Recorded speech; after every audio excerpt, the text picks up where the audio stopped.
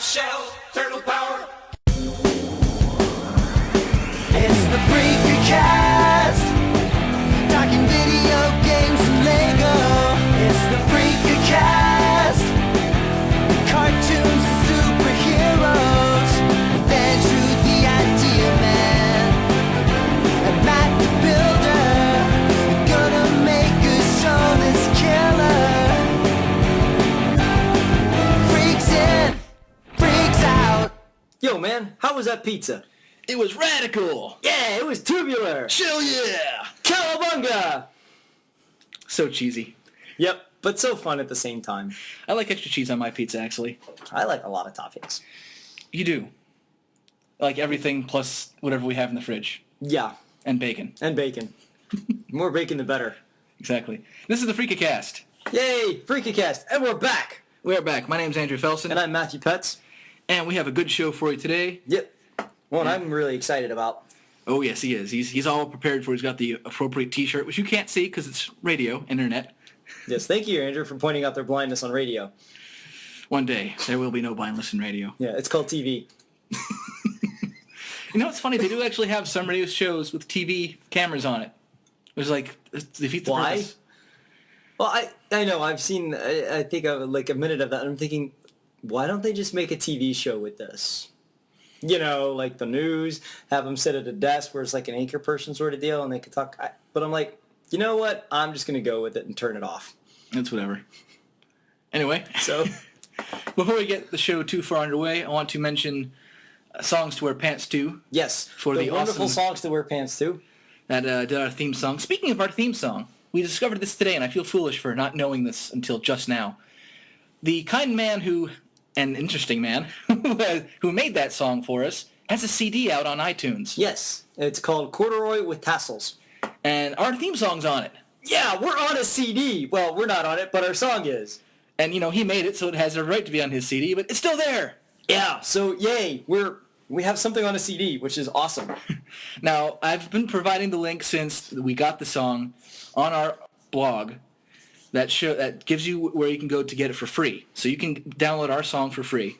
But on his CD, you can get a whole bunch of other stuff that he's made, a lot of fan requests. Yeah, it's like 44 songs for $10. So and definitely check it out because most of it is requested material. Some of it's original, and most of it's really funny. Yeah, like pink fluffy unicorns dancing on rainbows. A song that has been stuck in Matt's head for days now. Yes, thanks to you for exposing me to that. I just showed you the one about pants. You just happened to click on the one about unicorns. Well, you should have warned me. I didn't think that one would draw your attention, but whatever. I also want to make sure you find us on the web as well. Go to afelson1.wordpress.com. That is afelson1.wordpress.com. And look for us on iTunes. Andrew's Brain or the Freakacast, both of those will get you there. Yes. And I just want to also point out that for whatever reason, because I still don't know, older episodes are getting taken off iTunes for no idea why. But you can find all the episodes on the blog, and they're all free. So if you want to listen to some of our early stuff, definitely check that out. Yep, especially if you want to listen to the Batman podcast. Or two, but I don't know how many we had on that one. We did 2.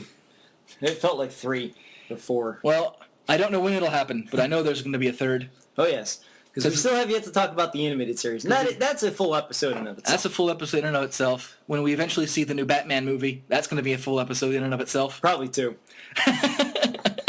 Knowing you'll probably see it like 3 or 4 times before we even get a chance to talk about it. I already have planned on seeing it, with any luck, the first 3 days. I know this is an unrelated topic, but since we did a Captain America review, how many times in total did you see that in theaters? I saw it 3 times in theaters. Only because, and I would have seen it more, except a little strapped for cash right now. Plus, I kept running out of new people to go see it with.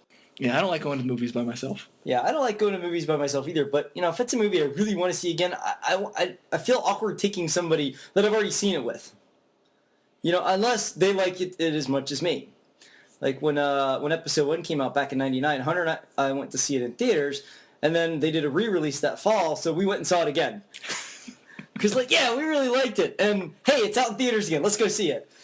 especially at that time when they weren't releasing the video release or the DVD release or now the Blu-ray release, whichever version it is, they weren't releasing it as soon as they are now. Now it's within 6 months of the movie coming out in theaters, it's on DVD. So you and your friend were like, gotta get my fix. Yeah, Get there. pretty much. Yeah, we were there. So plus they were also doing it as a charity screening. Oh, where okay. if you went again, they were donating, I think, some of the proceeds to charity. So like, hey, we'll go see the movie again, get our fix, and help donate to charity. And now you'll get to see it in 3D. I know. I'm really looking forward to that. With your same friend, so you'll be 3 times in a row. Yeah, except it's been a long time. It's been, 12 years? Yeah. Well, then it will be almost 12 years. Something like that. I don't know. I can't think right now. He's just that excited for what we're going to talk about. I know. I'm just that excited, period. We also want to mention the Facebook page. Yes, the Freakout Entertainment. The one with the Freakout, not Freakout, Freakazoid. Freakazoid. We got all these freaks in here. I can't keep them straight. We're talking about you guys in the back. Simmer down. Wait, I'm in the back. Exactly. Anyway, the one with Freakazoid as a logo, which will probably be changed at some point. At some point, we're working on it. Well, as we're developing a logo, that's a bit more us. Indeed. Not that Freakazoid doesn't work, but we need something that's us. And because Freakazoid's owned by Warner Brothers, and, yeah. As much as we like him, we don't really want to infringe on that. No, although I am hoping that the Animaniacs Revival Project will spawn a Freakazoid Revival Project. That'd be awesome. That would be awesome. Anyway, we're not talking about those guys today. No, not at all. Anything else you want to plug before we dive in? I definitely want to plug BatmanOnFilm.com. They've got a lot of good stuff coming up. Not only with the movie release next year, but also the Arkham City video game. They're going to have reviews on that, I have no doubt. They've also got one review on the Batman Year One DVD that just came out, which was a good review. And I don't want to spoil anything really, so people can read that on their own. Did they review the new 52 stuff? They've been they haven't been doing it, but their sister site, Modern Myth Media, has been doing that because they take all the other non-Batman characters and kind of deal with that. Right. And they've been doing a good job with that as well. And that's actually what as you've recently been subjugated to. That's actually what caused me to get some of the comics I did, was because they were like, yeah, for instance, the Wonder Woman comic, which I'm thinking, okay, it's Wonder Woman, but they reviewed it and they were like, yeah, you should buy this. It's that good. So I was like, okay, I'll look at it, check it out. And I flipped through and I'm like, wow, this is pretty good. So it was different from what I was expecting. And it's a similar thing with some of the other comics. So they're a good site, and they do a pretty good job of doing a factual analysis, not just opinion. Obviously, it's opinion, but they do a good job of showing you the factual aspects of things and try to do it as objectively as possible. Yeah, all reviews are opinion, by the way. Yeah. So in case you all reviews are, but if you can do it as objectively as possible, then it's going to be a pretty good review. So some of you people who are really cult followers of the Mario movie were less than happy with our review of it in our Mario podcast. Remember, it's opinion. We had some negative feedback? No, I'm just saying. Okay. Because I don't know this, so. Like I said, but you enjoyed the movie, so I don't really understand how. I know, but it's still I was saying the whole time, yeah, this is a really bad movie, but it's one I can enjoy. Yeah, it's a bad Mario movie, but you enjoy it for other reasons. And we're going to get to a bad movie later on this review, I think. Yeah, unfortunately. So we won't really get to it because we're just kind of skip over it. There's not much to say about it, so we'll talk about it a little bit. Anyway, let's just dive right in, shall we? All right. If you couldn't guess from our pizza-oriented intro, 80s vernacular. Awesome. Yeah. Well, that's still around though. It doesn't really work. Awesome isn't, but Awesome wasn't really 80s. But Radical, Tubular, Cowabunga, totally 80s. Totally 80s. Very 80s, early 90s. That hung around, and then let's drop those. We'll keep Cool because that's been around for a while. Cool and Awesome, but those work. But Tubular, what does that really mean? I always thought it meant circular or almost cylindrical. But again, I was like, how is that? I didn't really. I think that's why I didn't stick. because it had almost a double meaning, and it just kind of fell through the cracks. At least for me, it did. Anyway, into the sewer where our four heroes, or five, live. Yeah, exactly. I was trying to figure out what was going into the sewer, and then I realized, oh yeah, tubular. Fell through the cracks into the sewer. Took me a second. Teenage Mutant Ninja Turtles. Yes.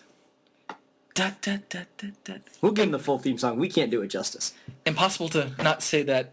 Oh, I know. I do agree. It's impossible. I've got to go through my head right now, but it's like, I can't do that justice.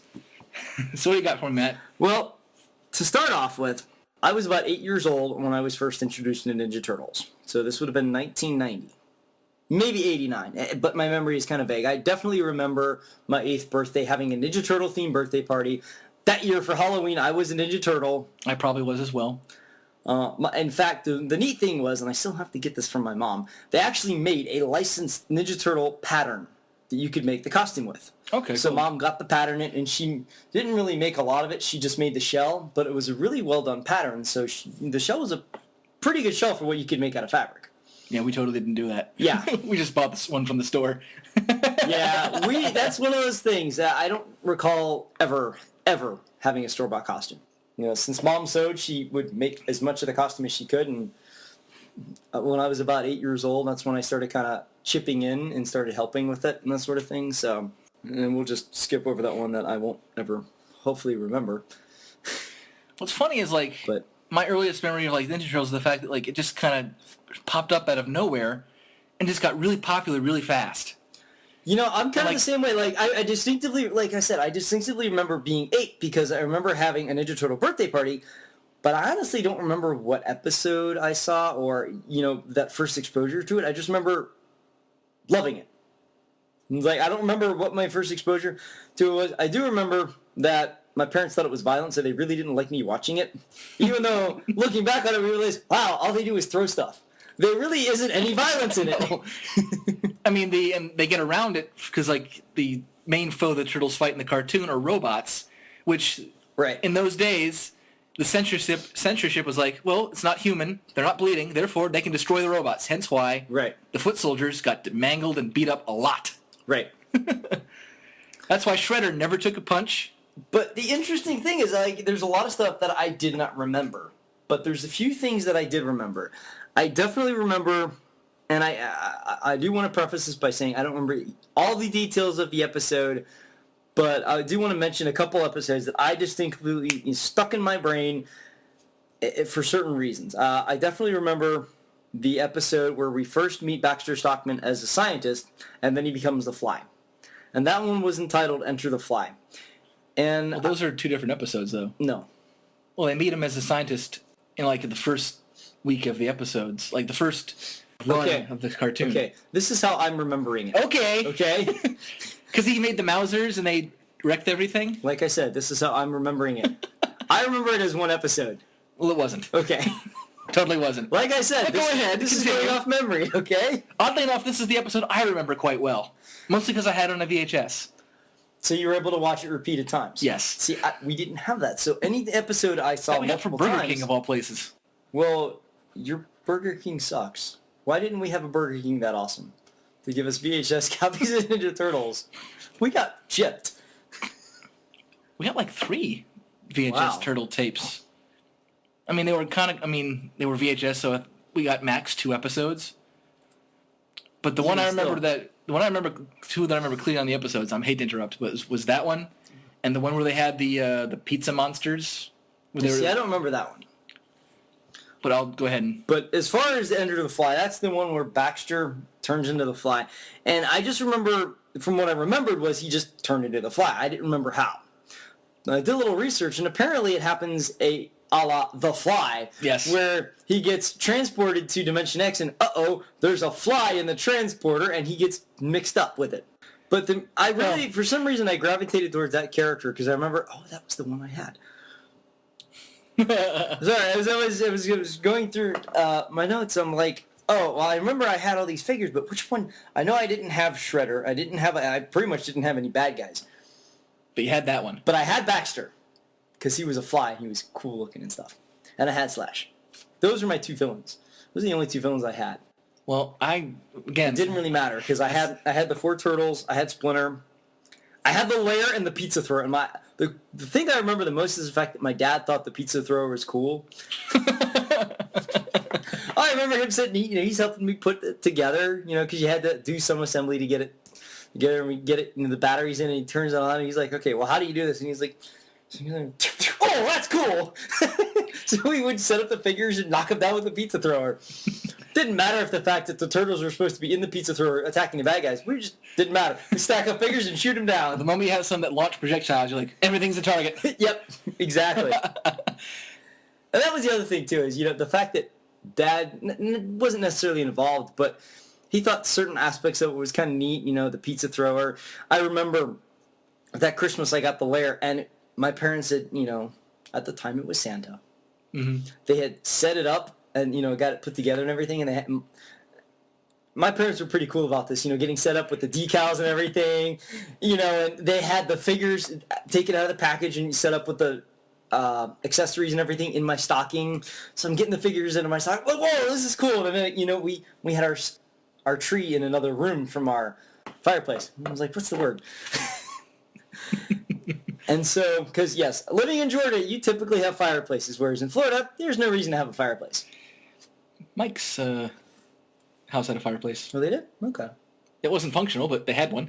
Because I have yet to see a house in Florida that has a fireplace. Well, so. Like I said, there's really no need. Yeah.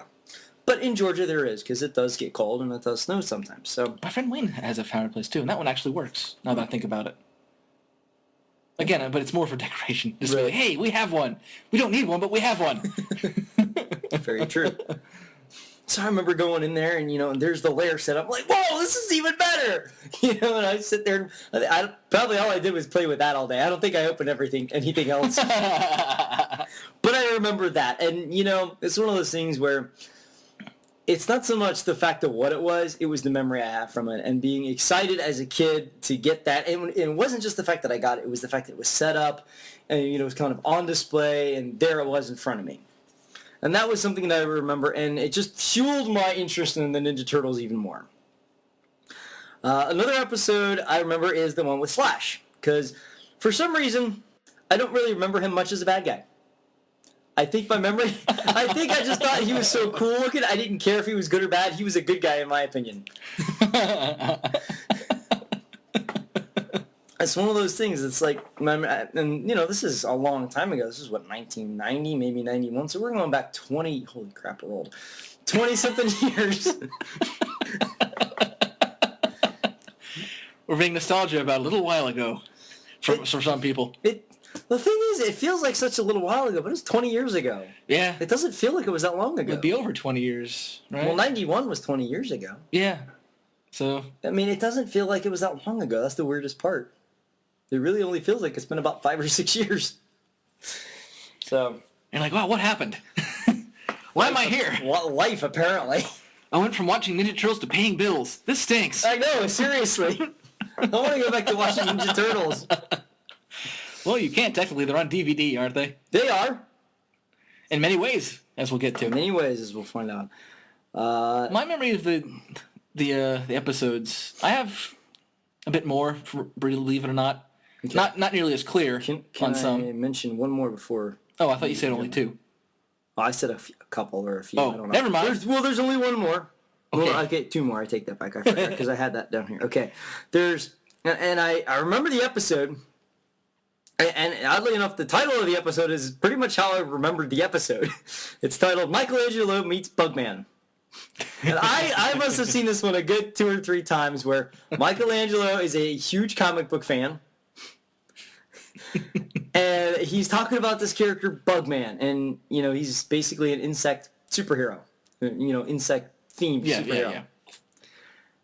And he meets this guy, and he gets angry, and he turns into Bugman. So it's kind of a cross between Hulk and Spider-Man. And Batman a little bit. I don't remember the Batman aspect too much, but it might be there. Mostly just like he's a something-themed superhero. Oh, okay. Yeah. Well, that's true. But he does have, from what I recall, he does have like the pincers on his mouth, and he has the wings and stuff. Mm-hmm. And so he does become, when he turns into Bugman, yes, he's a superhero, but he's also kind of a insect-human hybrid.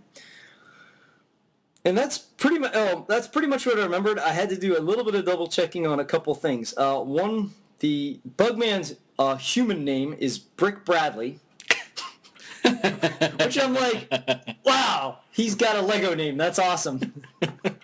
That's a true comic book name right there. It is Brick Bradley. That's awesome. It's like, why couldn't Stan Lee come up with that? Clark Kent, Peter Parker, Brick Bradley. I know, it fits perfectly. And his villain has a funny name. You'll get a kick out of this. He fights the evil Electro Zapper. Because what's going to kill a bug? A bug zapper. That's a bug zapper. But you couldn't call him the evil bug zapper because that just sounds too obvious. That, and I think bug zapper is trademarked. It probably is. But Electro Zapper is kind of a nice way of saying, well, he's a bug man. He's going to, get killed by a bug zapper. But Electro is one of Spider-Man's villains, and so that was kind of already in circulation. Mm-hmm. And I'm sure that they were aware of this, based on some of the titles of the other episodes. That just makes that Tiny Toons parody even funnier. Where yeah, where it the does. Slug Guy's villains is a guy with salt shakers. For Yeah, hands. it does, doesn't it?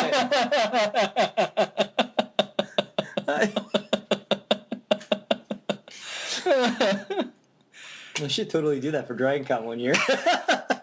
No one would get it. Oh no, sir! Somebody would get that. I guess someone at Dragon Con would get it, but I would wager a very small. That's okay. It wouldn't matter. You and I would get it.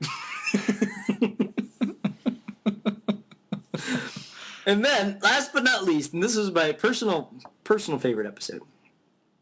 And it wasn't my personal favorite episode because of the subject matter necessarily. But I'll get to this in a second. But it's I don't know the name of the title. I couldn't find it in all the different synopses I looked through. All I remember is that the story involves this group called the Crooked Ninja Turtle Gang.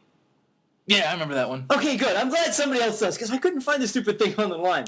But it's the one where these guys, they kind of create their own makeshift Ninja Turtle costumes and they go out and commit crimes and to throw blame on the Ninja Turtles. Well, I didn't really care what it was about, but hey, they got Ninja Turtle costumes that they made. So I'm like, I remember as a kid I remember they took a paper bag and they tried to, make it look like the Ninja Turtle face. So that's what I did. I could never find a paper bag that fit over my head. Because all Mom got were those small ones for your lunches. Well, then, be thankful you weren't an ugly kid. Yes, I am. You know what's awesome about that particular episode? What's that? Is the fact that that's one that not only did I see that a fair amount on TV, but I actually had a cassette tape to go along with a book version of it. Holy crap, that's awesome. So I got to listen to that episode. Do you still have that? No. It's long gone. Long gone. Oh, it's a shame. So that would be things where I could, if I'm sitting in the back seat, I got a book to read and can play it on the tape. Nice. So, and obviously the voice actors were not from the show. Right. And they took some liberties. They actually added a bit to the story, if I can remember correctly. Okay, so they kind of make it fleshed out a little bit more. So they fleshed out a little bit to make it, since they're putting it on print, they have to extend it a little bit. But so I remember that one pretty well.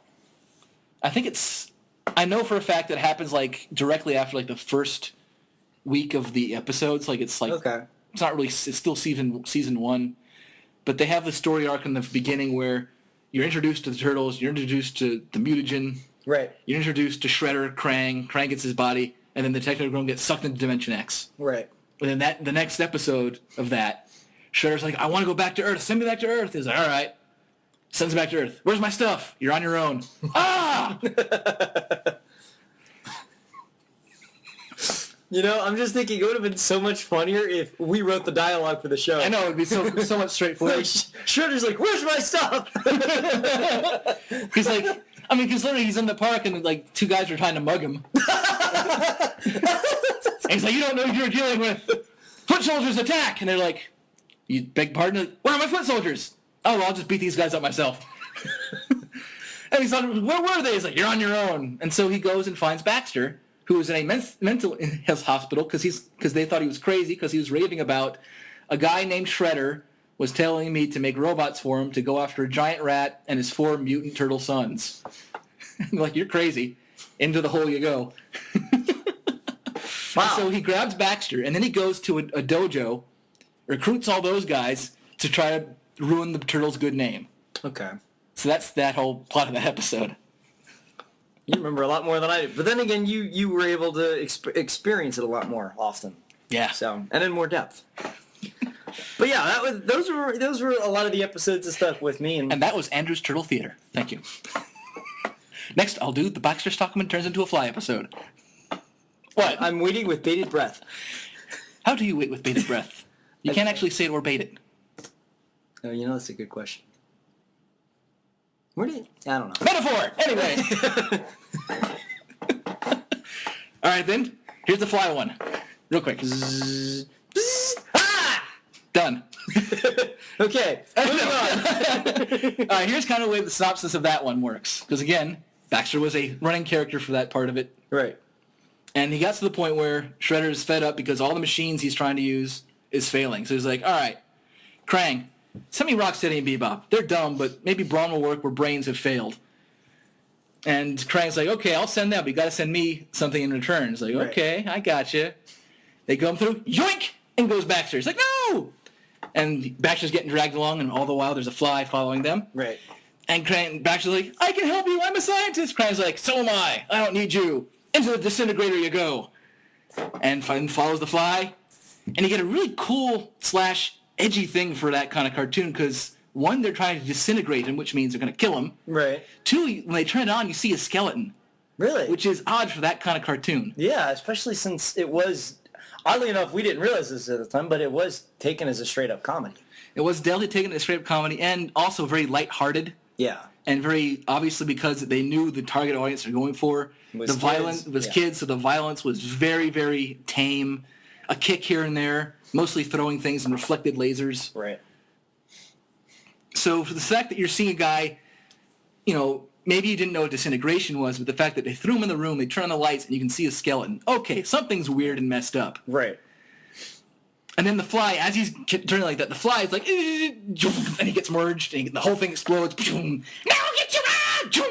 And out he goes. We totally got to do a radio drama. I'm entertained right now just listening to this. I can totally go for some Andrew Turtle Theater. I require puppets. I can supply those. So obviously, I was Get a some fan. socks and glue some googly eyes on them. Okay, I'll do that. It'll be the worst puppet theater ever, but I'll do it. It'll be funny. Especially if it's as madcap with what I was attempting to do with just my hands.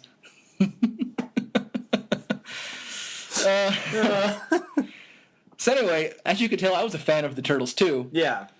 And so I was definitely caught up in all that, and I had whatever my parents lacked in terms of we can't really make these costumes because we're good at making stuff, but not quite that good. And other things, they made up for whatever it was with turtle figures and toys.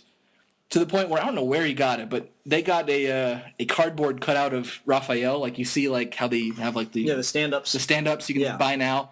This was long before the market was there for those. Right. And they had one which I guess came off of like a bigger standout. Right. Must have. Because it's like, a Raphael leaning up against something. Mm-hmm. So you don't really get much of a shell. But they got me a stand-up Raph. I had the later as well. I had the Technodrome, which rocks. You had a mini Technodrome. I had a mini Technodrome, which I don't know what the heck that was from. I used to have... By the way, Andrew still has a lot of his figures. Oh, yeah. We played with him about a couple months ago. There's one here now, actually. Yes, there is. In fact, when Matt had his birthday, it was a turtle-themed birthday, and the Technodrome made a grand return. Because since this year was 2011, instead of celebrating my 29th birthday, I said, nah, that's too cliche. We're doing the 20th anniversary of my 9th birthday, just so I could have an excuse of throwing myself a Ninja Turtle-themed birthday party. And that makes sense, because you were 8 or 9 at the time, right. So it would fit right in. And we did it well. I was rather saddened by the fact that I could not find the actual printed Ninja Turtle paper cups and plates for an affordable price. Who knew that was going to be so expensive? I know. I thought, it's freaking paper cups and plates, But it's because they're out of print, and I'm like, okay, I understand if you don't have it, but I think on Amazon or someplace that I finally did find them for sale, they wanted like $15 for 8 plates. I'm like, I can buy the same amount for, $3. So that's what we did. We just got green paper cups and plates. So We had the figures to make up for it. and not only that, but stand-up Raph made an appearance as well. Yes. And it was really actually quite interesting because when we got him set up, because he was supposed to be leaning against something, I was able to angle it where he was like behind a corner so that it looked like Raph was there. It looked like Raph was mingling with the guests. In fact, it would actually became creepy at a couple points. We're like, wow, that's a little too real. Especially at one point where like one of the tacks we used to get him into the wall came loose, and so he started tilting it more of an angle, so it looked more like he was peering into the room. He's like, hey, yo, what's going on in this room? Go away, Raph. And then there's a surprising twist of events, which I thought was rather nice.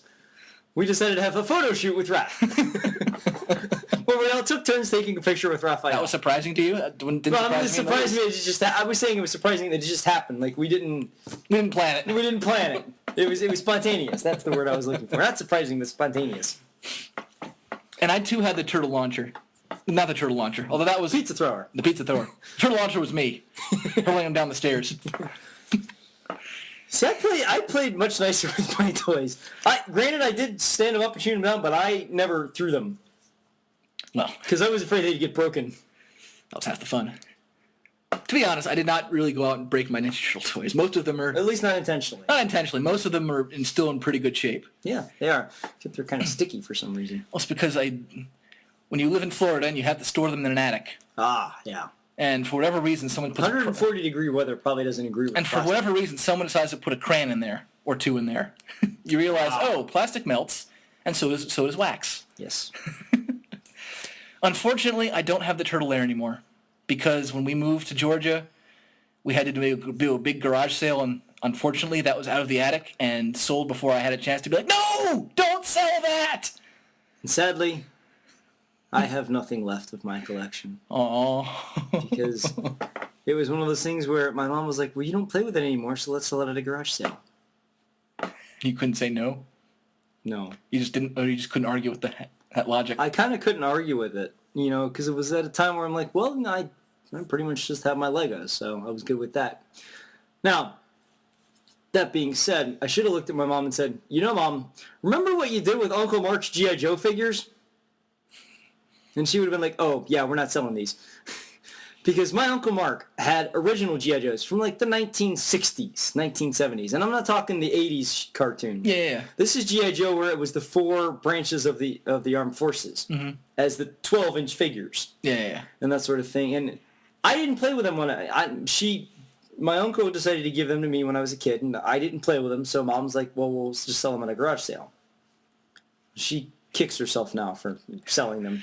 I think she sold it for like $10. Those are highly collectible, I think. Yeah. She's like, oh, I could have put you through college with this. It's like, yeah, don't sell stuff that you play with as a kid.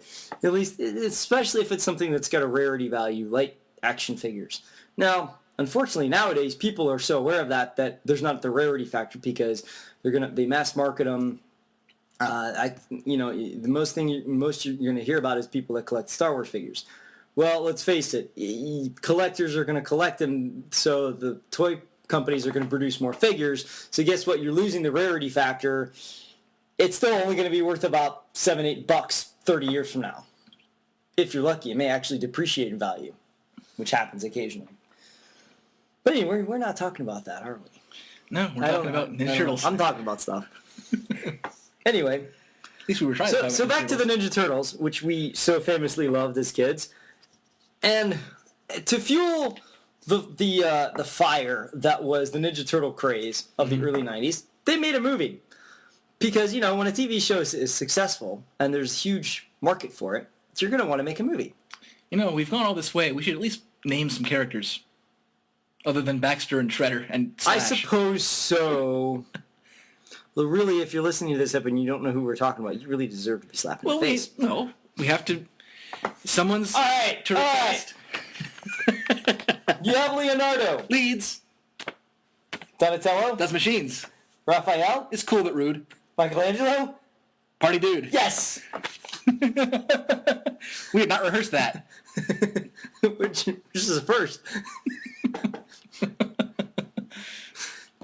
The nice thing is, it was like I was hoping I was going to say it right afterwards, but you jumped in on it, so I was like, yes, he's reading my mind. This is awesome. Let me say listen to that. Oh, Matt, you shouldn't be thinking those horrible thoughts. Moving on. Okay, you need to work on that a little bit. I'm not thinking that right now. Anyway. Why you were thinking of Shredder in his underwear is beyond me, but... Why are you thinking about Shredder in his underwear? I'm not. I'm thinking more of the fact that Shredder was voiced by the guy from Fresh Prince of Bel-Air. Oh, yeah, which was hilarious once I found that out. Yeah. Like, whoa, Uncle Phil is Shredder? That's awesome. Yeah. A little factoid for those of you who didn't know that. I sure didn't. Uncle Phil reminded me of my dad. Still does to an extent. Anyway, leaving the four turtles, we have Splinter. Radical Rat. Yeah, he is a radical rat. That's in the song. I know. I'm just thinking he is a radical rat. We have Shredder, who is not a cheese shredder. Though he kind of looks like one. He does. I mean, really, it's like, excuse me, Shredder, can you grate this cheese for me? Just stand still, okay? I got some Parmesan I got here. There you go. Shredder could get a job at the Olive Garden. Would you like some fresh grated cheese on that? Yes, please. Okay, come here, Shredder. He goes over there. He just holds out his arm. He's like, why do I have to do this? I could be fighting the turtles, but no, I'm working at the Olive Garden. You're just grating the cheese. As he's grating, she's like, mother wanted me to be a dentist. Why, oh why? Did I have to pursue world domination? It just didn't work. You know, I don't really see him as a world dominator. I see him as, at least in the show, he was more of a lackey for Krang. You know, they kind of, in the show, they had a episode where they did a what if, where like, what if the turtles didn't stop Shredder? And they had like this bleak outlook of like Shredder was ruling everything, and he was miserable because he hated ruling it.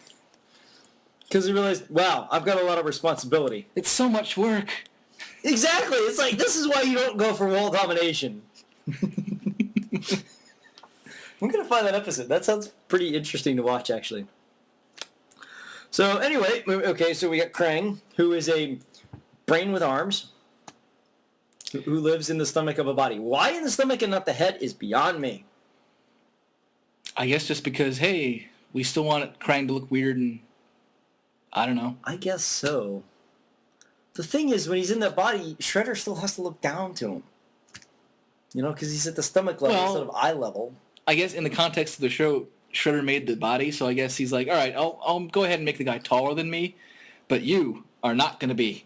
You are going to be below my eye level. Makes sense. I still rule, even though this is your technology, and I'm kind of living in your giant dome thing. What I want to know is, when Krang gets hungry, how does he eat? And that would look really weird if he's got, like, he's in the body and he's eating, but, like, it would look like the body is feeding its stomach instead of eating through its mouth. A better question would be, if he's just a brain, how is he still living? That's a good point. Also considering, like, in Dimension X, he's, like, the only brain thing. Everything else is rock people. Yeah, and then there's the neutrinos. Yeah, so, like, okay, Krang, you're confusing me on many levels. I think that's the point of Krang. Perhaps. It's just to confuse you. I later learned, I know we're going down characters, but like the source material for Ninja Turtles came from comic books. Yes. Which Krang is not a part of. Right. And we will briefly talk about the comics, because that is important. We're going to get to that when we get to a certain film. Anyway, aiding Shredder and Krang in their plots, we have Bebop and Rocksteady. Two of my favorite characters. Just because they're goofballs. But they're cool to look at the same time. I like the name Bebop. I do too. It's fun to say. Bebop. Bebop, bebop, bebop, bebop. Rocksteady.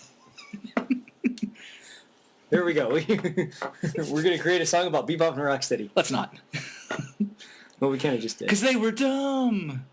Bebop and Rocksteady. You know, the funny part is I remember seeing the episode where they got created. Yeah. I was like, wow, these two guys actually look better as a warthog and a rhino than they did as humans. They did as humans. It's like, wow, you went through that and you got a visual improvement. Upgrade. Yay. Level up. Da, da, da, da, da, da, da, da. For those of you who are not aware, Bebop was the warthog and Rocksteady was the rhino. And there's really not much more to say than that. Yeah, because that was kind of it. I mean, they had the foot soldiers, which... I mean, and the only interesting thing note about those characters was that they were they dated the show. Oh, yes. The show would have been... And not romantically dated, by the way. No, thank you for clarifying that. Because you never know. That show was out there enough to be like, they're dating a TV show. How? They just are. Yeah, I could have worked in that show, actually. I mean, how else would you make ice cream and chocolate chip cookie pizza and get away with it? It's very true. But no, they dated the show in the sense of they're clearly stereotypical late 80s, early 90s characters. Oh, yes. And the look, and the vocabulary they use, that sort of thing, the way they talk. Oh, yes. So... I mean, the only way that it could have been funnier is if they made them parallels of Beavis and Butthead. That would have changed the show dramatically. It would have changed it, but I'm just saying it would have been interesting. Bebop, rock to the attack! Turtles. Hey. That guy's got stuff on his head. That's cool. Oh, that would have been great. That would be great. For like maybe one episode is like, yeah, we picked the wrong guys to mutate.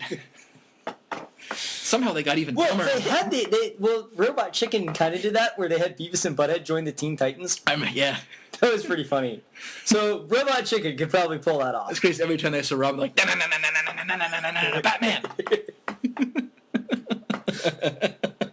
And now that I think about it, a metal version of that song could actually work. Of course it could. It's Batman. It would be awesome. I wouldn't be surprised if someone has made a... I would not be surprised if it's not out there already. Right. Yeah, we should check that out. So now, we've got the bad guys and their help, but we also have the good guys and their help. And to not so much aid, but to be a plot device, and as well as a reason for the Turtles to go above ground, we have April O'Neil. She's the eye Ace candy. Reporter, yeah. Well, yeah, I guess if you want to call it eye candy. In a yellow jumpsuit. We were little boys. It didn't matter. That's true. It's very true. Imagine when you can get... I mean, when you think about it, it's like, wow, we were little boys, and somehow we were trans, and a woman in a yellow jumpsuit. Are we that easy? Well, I mean, she's a signal flare. How can you not look at her? That's true. That's true. If someone goes out in the world and wears a bright yellow suit or a raincoat or whatever, you're going to notice. So, anyway, she was the reporter for Channel 6 News. Note Channel 6. We'll mention... That's important for later. And she needed to be rescued about every single day on the hour, every hour. Yeah, that was her purpose in the show, was to be rescued. You know, sometimes move the plot along a little bit in other ways. Yeah. Every now and then drive the truck. The nice thing is, when you're a little kid watching this, you don't know what's really going on. No, you don't pick up on these things. You don't pick up on it. So it's nice the fact that, yeah, they used it for that, but you don't notice it as a kid. Now, we also have Casey Jones, who, in other versions of the Turtles, actually dated April. But in this version, I don't know if were they ever even in the same episode together? Well, I think April's in like every single episode, so okay, it would be... Whether or not they actually met is another thing. I mean, in this I don't show, remember he was there being much interaction between the two, so... I don't either. I remember him vaguely in like maybe 2 episodes. Yeah, I was going to say he was not a character that showed up often. Yeah, and in this case he was a vigilante, but a vigilante so obsessed with every little detail of the law, where if you jaywalked, you were getting a butt whooping. Yeah. With hockey sticks and golf clubs. Yeah. So I'll pay the toll, I'm sorry. I'm sorry my meter expired, don't hit me. I'll move my car. No, now that I think about it, it's like, it wouldn't be too bad if we had some people like that in real life. Just to be like, wow, that person's really having a bad day. That's someone who's really dedicated to justice. Yeah. I'm going to move. Yeah. Before he finds out that I've, downloaded music, which may or may not have been illegal at the time. I didn't know. I thought everyone was okay. Anyway. And lastly, but not leastly, we have the foot soldiers. Which were robots and yeah, were there to get robots. blown up. Then they got blown up. They didn't talk. They more than likely never landed a hit. and they held things. Yeah. That was kind of their purpose. But they were important because they gave the turtles something to fight. Indeed. That could be destroyed on screen, but perfectly okay. And it allowed for the action in this action cartoon to happen. Right. In this action in quotations. Because in the episodes where it was just Shredder and Baxter running around, Right. you know, Shredder's defeated by getting a pizza to the face and then he's shoved out the door. That's in one of the episodes I remember where the pizza monster won because he had to put these quote-unquote meatballs on pizzas, and you microwave it, and they grow into the things that look like aliens from the movie Alien. Okay. I'm just trying to think. You have the pizza monster. What would happen if Pizza the Hut showed up? Well, he would get eaten. Considering, apparently, from all we know from the shows, that's all the turtles ate. Pizza the Hut would not last long. That'd be a funny, interesting crossover. Spaceballs with Ninja Turtles. Anyway, as I think I don't know if I started to mention this. So anyway, the huge success of the show. Obviously, we enjoyed it. Well, guess what? Pretty much the majority of kids our age did. Mm-hmm. So you could not escape Turtle Mania. No, you could. Well, our friend Steven tried to. He tried. Well, it was kind of like, wow. Yeah, I don't know if I've ever gone any distance like that before with a fad. Anyway, so we're all loving Turtles. We're watching the show. We're buying the toys and all that stuff. We're in the costumes. We're in the costumes, everything. It's Turtle Mania everywhere. Well, they made a movie. Now, I don't know much about behind the scenes of the movie, but I do know that if you're a Turtle fan and somebody tells you, hey, they're making a live-action movie, you are excited. Mm-hmm. Especially as a kid. Of course. You know? You don't have expectations yet. Right. You have no expectations. Plus, when you're a kid and you don't know how movies are made, it just makes it that much more magical. So they had the first Ninja Turtle movie come out in 1990, and I remember that because we went to the theaters to see it for my birthday. Must have been a good birthday. It was. Turtle party, we ate pizza, watched Ninja Turtles, which is what we did this past summer for my birthday.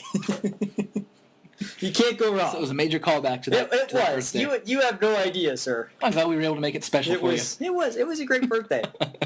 It was the best one I've had in a while, actually.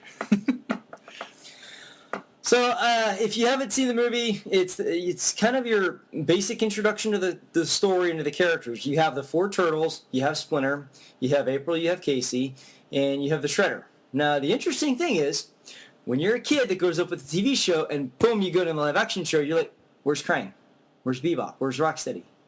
Where's all this stuff that I'm familiar with? Right. Why are the foot soldiers human? Right. Why are the foot soldiers... they were robots before. Why does April work for Channel 3 instead of Channel 6? You start asking these questions, and you're like, why is April not in a yellow jumpsuit? I mean, she had because a yellow... that's all we've seen her in. Yeah. So, it did raise some questions, but at the same time, it was taken... looking back on it now as an adult, you say, well... You have, as an adult, you can realize, well, you have to make some changes because the show was done for kids as a comedy, and it had its in all the different extraterrestrials with Krang and the neutrinos and all that stuff. The movie tried to have as much of almost a real world feel in the sense of, okay, if this is existing in our real world, let's play it as how the events would happen. We stick to as many human characters as possible. It's live action, and there's really only so much you can accept in a live-action form in a certain setting. Plus, 1990, how would a Krang have really looked? Right. Especially without CG. Now, granted, it's not like it would not have been impossible, considering they had, the Jim Henson team working on the costumes for the Turtles themselves, so they came out looking great. Oh, yes. So it is feasible that if it's the same team who were doing that, they could have feasibly made a Krang puppet. Right. Which, again... we would have bought if it was like the same detail that they did for the Turtles. And I'm not saying it was an issue of the costumes or the effects or anything. I'm simply saying, they're having a story take place in New York City. They were probably just trying to eliminate as many science fiction elements as possible. They're trying to trim it down to the basic bare bones that they could get in terms of, let's take out some of this extra stuff and get it to the one cohesive story. Let's focus on the Turtles and Shredder. Right. And April and Casey and maybe a subplot with some kid running away. Right. Whatever. that kind of helped tie the two things together. But, all in all, Andrew, do you remember your first experience with this movie? Probably very similar to yours. Okay. I mean, I have no idea what month it came out of because I imagine it was sometime in the summer. I'm I remember sure. seeing it for my birthday. I mean, if you saw it on your birthday, if it was out then, it might not have been out in June. Okay. Because you were in July. So, but I'm sure I went and saw it in theaters with friends. I certainly watched it more on VHS. As did I. Other than that, it was okay. Don't really remember a viewpoint one way or the other, or... I mean, I have one now, but at the time, no. Okay. I mean, as a kid, I liked it because it's Ninja Turtles. Yeah. And I had the same reaction every single kid in the world had. Like, where is Krang? Where is this? Where is that? But whatever. But at the same time, it's like, oh, we're getting really awesome Ninja Turtles, and and I distinctively remember the bit with Michelangelo where he's having the nunchuck kind of feud between him and the foot soldier, and he finally he ends with him spinning the nunchuck on one finger. And I'm like, oh, that's awesome. Wait, how do you do that? I got to learn how to do that. Got to be a ninja. I know. And the turtle. I guess I'm stuck either way.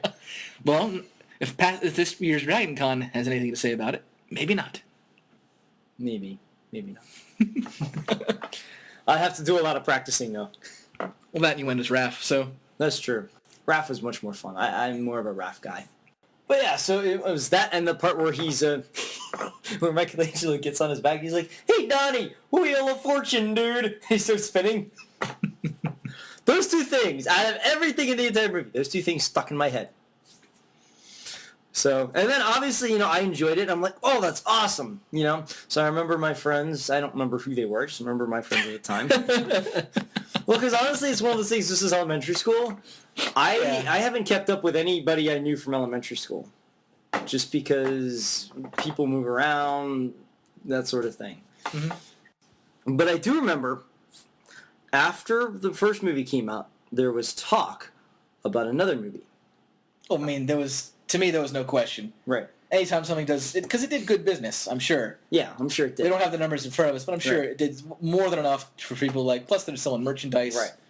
Plus they based characters on figures on the movie itself, so they incorporated that into the already much bigger line, merchandise line. Right. So obviously, okay, there's obviously revenue. Let's bust another one out. Of course, at the time, when I'm 8, 9 years old, you don't realize these things. You don't think about these things. You don't realize these things. You're just like, hey, that's awesome. So I heard my friends talk about it, and I'm like, oh, are they gonna have Krang? Are they gonna have Bebop? Are they gonna have Rocksteady? And I remember them saying, yeah, I think Bebop and Rocksteady is gonna be it. Well, we kind of got them. Kind of, sort of. Kind of. If you took Bebop and Rocksteady and you made them other animals, and you threw away the 80s aspects, and you threw away the fact that they could talk. I mean, they kind of talked a little bit, but like you took away the aspect of, hey, they were human once, right? And now they're this. Instead of we just grew from animals. We just made them bigger, right? But let's clarify that was based on the fact that in the first movie they kind of restructured the turtles' origin. In the cartoon, when the mutagen got on the turtles, it was because Hamato Yoshi. We forgot to clarify these guys' names. Hamato Yoshi was, in the show, he was a human and then became Splinter. Yes. Oroku is the real name of Shredder. Yes. Okay. And I'm going this off of memory. I didn't even find this anywhere. But in the movie, he was just a rat. In the movie, Splinter was just a rat, and he was the pet of Hamato Yoshi. Yes.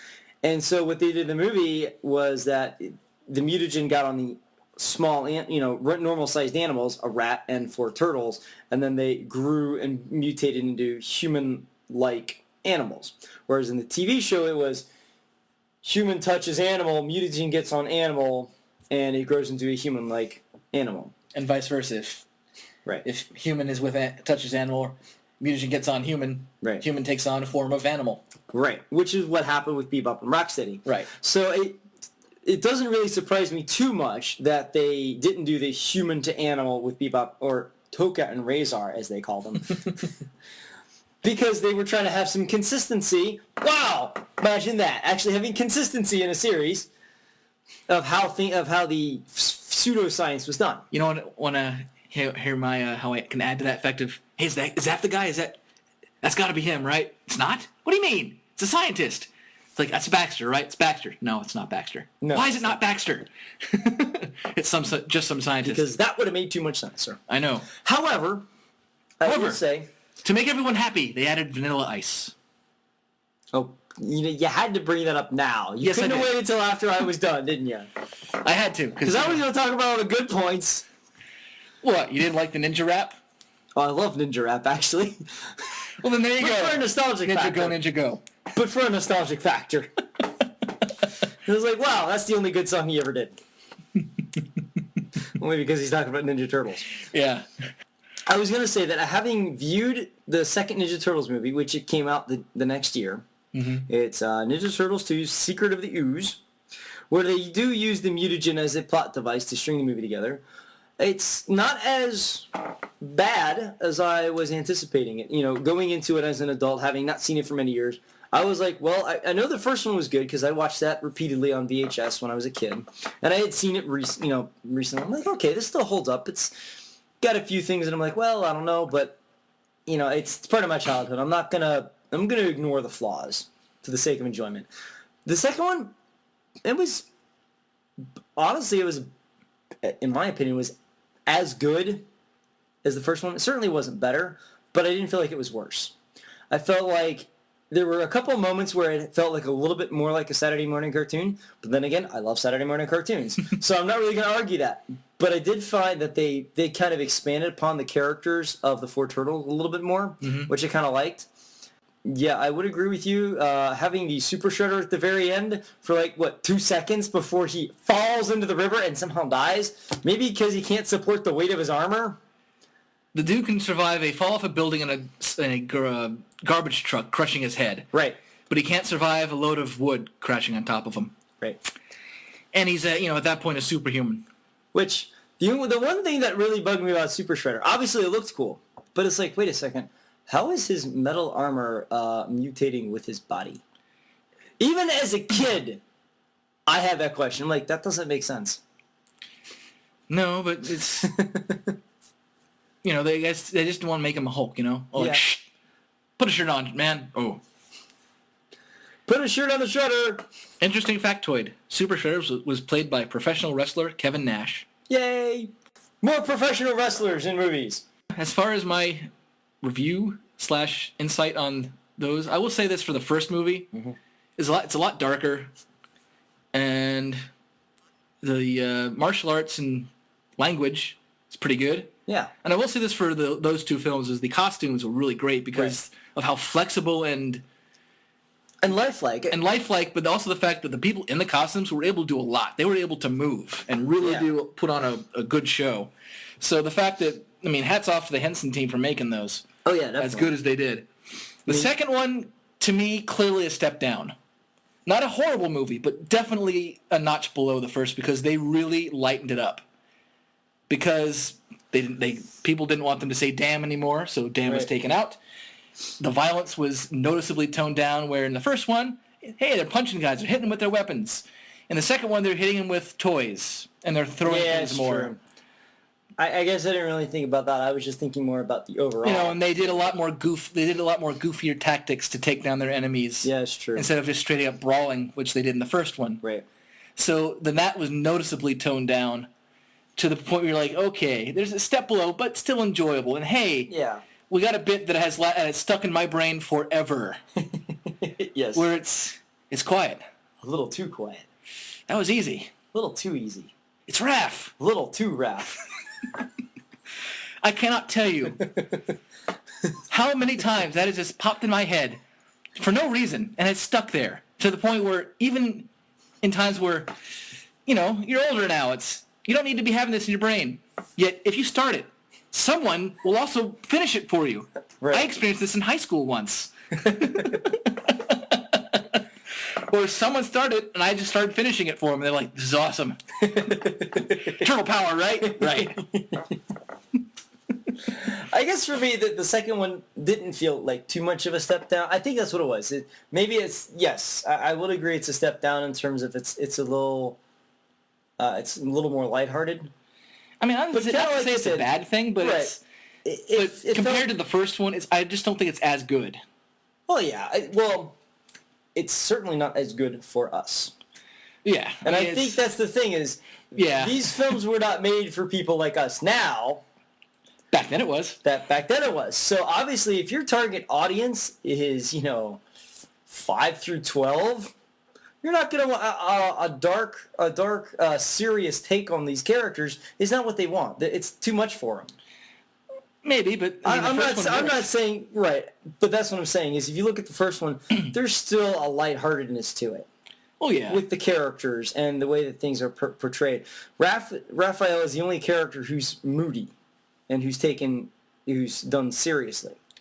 Well, as far as the Turtles, I'm just saying as far as the Turtles. Well, I would say Leonardo's also serious. Well, yeah, that's true. I mean, plus, I think you're not giving kids enough credit because the movie worked great in the fact that they were able to convey, hey, your father figure may be dying, but you're going to have to grow up. One day you're going to be on your own. Well, that's true. And trust in yourselves, trust in your brotherhood and your training, and I will always love you, my sons. And it's a very heartfelt moment, right? And it's a very deep, meaningful thing that little kids can understand and get, right? And so the fact that to me, it's like you don't need to dumb down. Well, no, that's not what I'm saying. I'm saying as far as the fighting. I'm just saying overall, because I don't think that was really... But then again, I do want to point out... Yeah. Okay. We talk about how with kids handling violence and that sort of thing. Mm-hmm.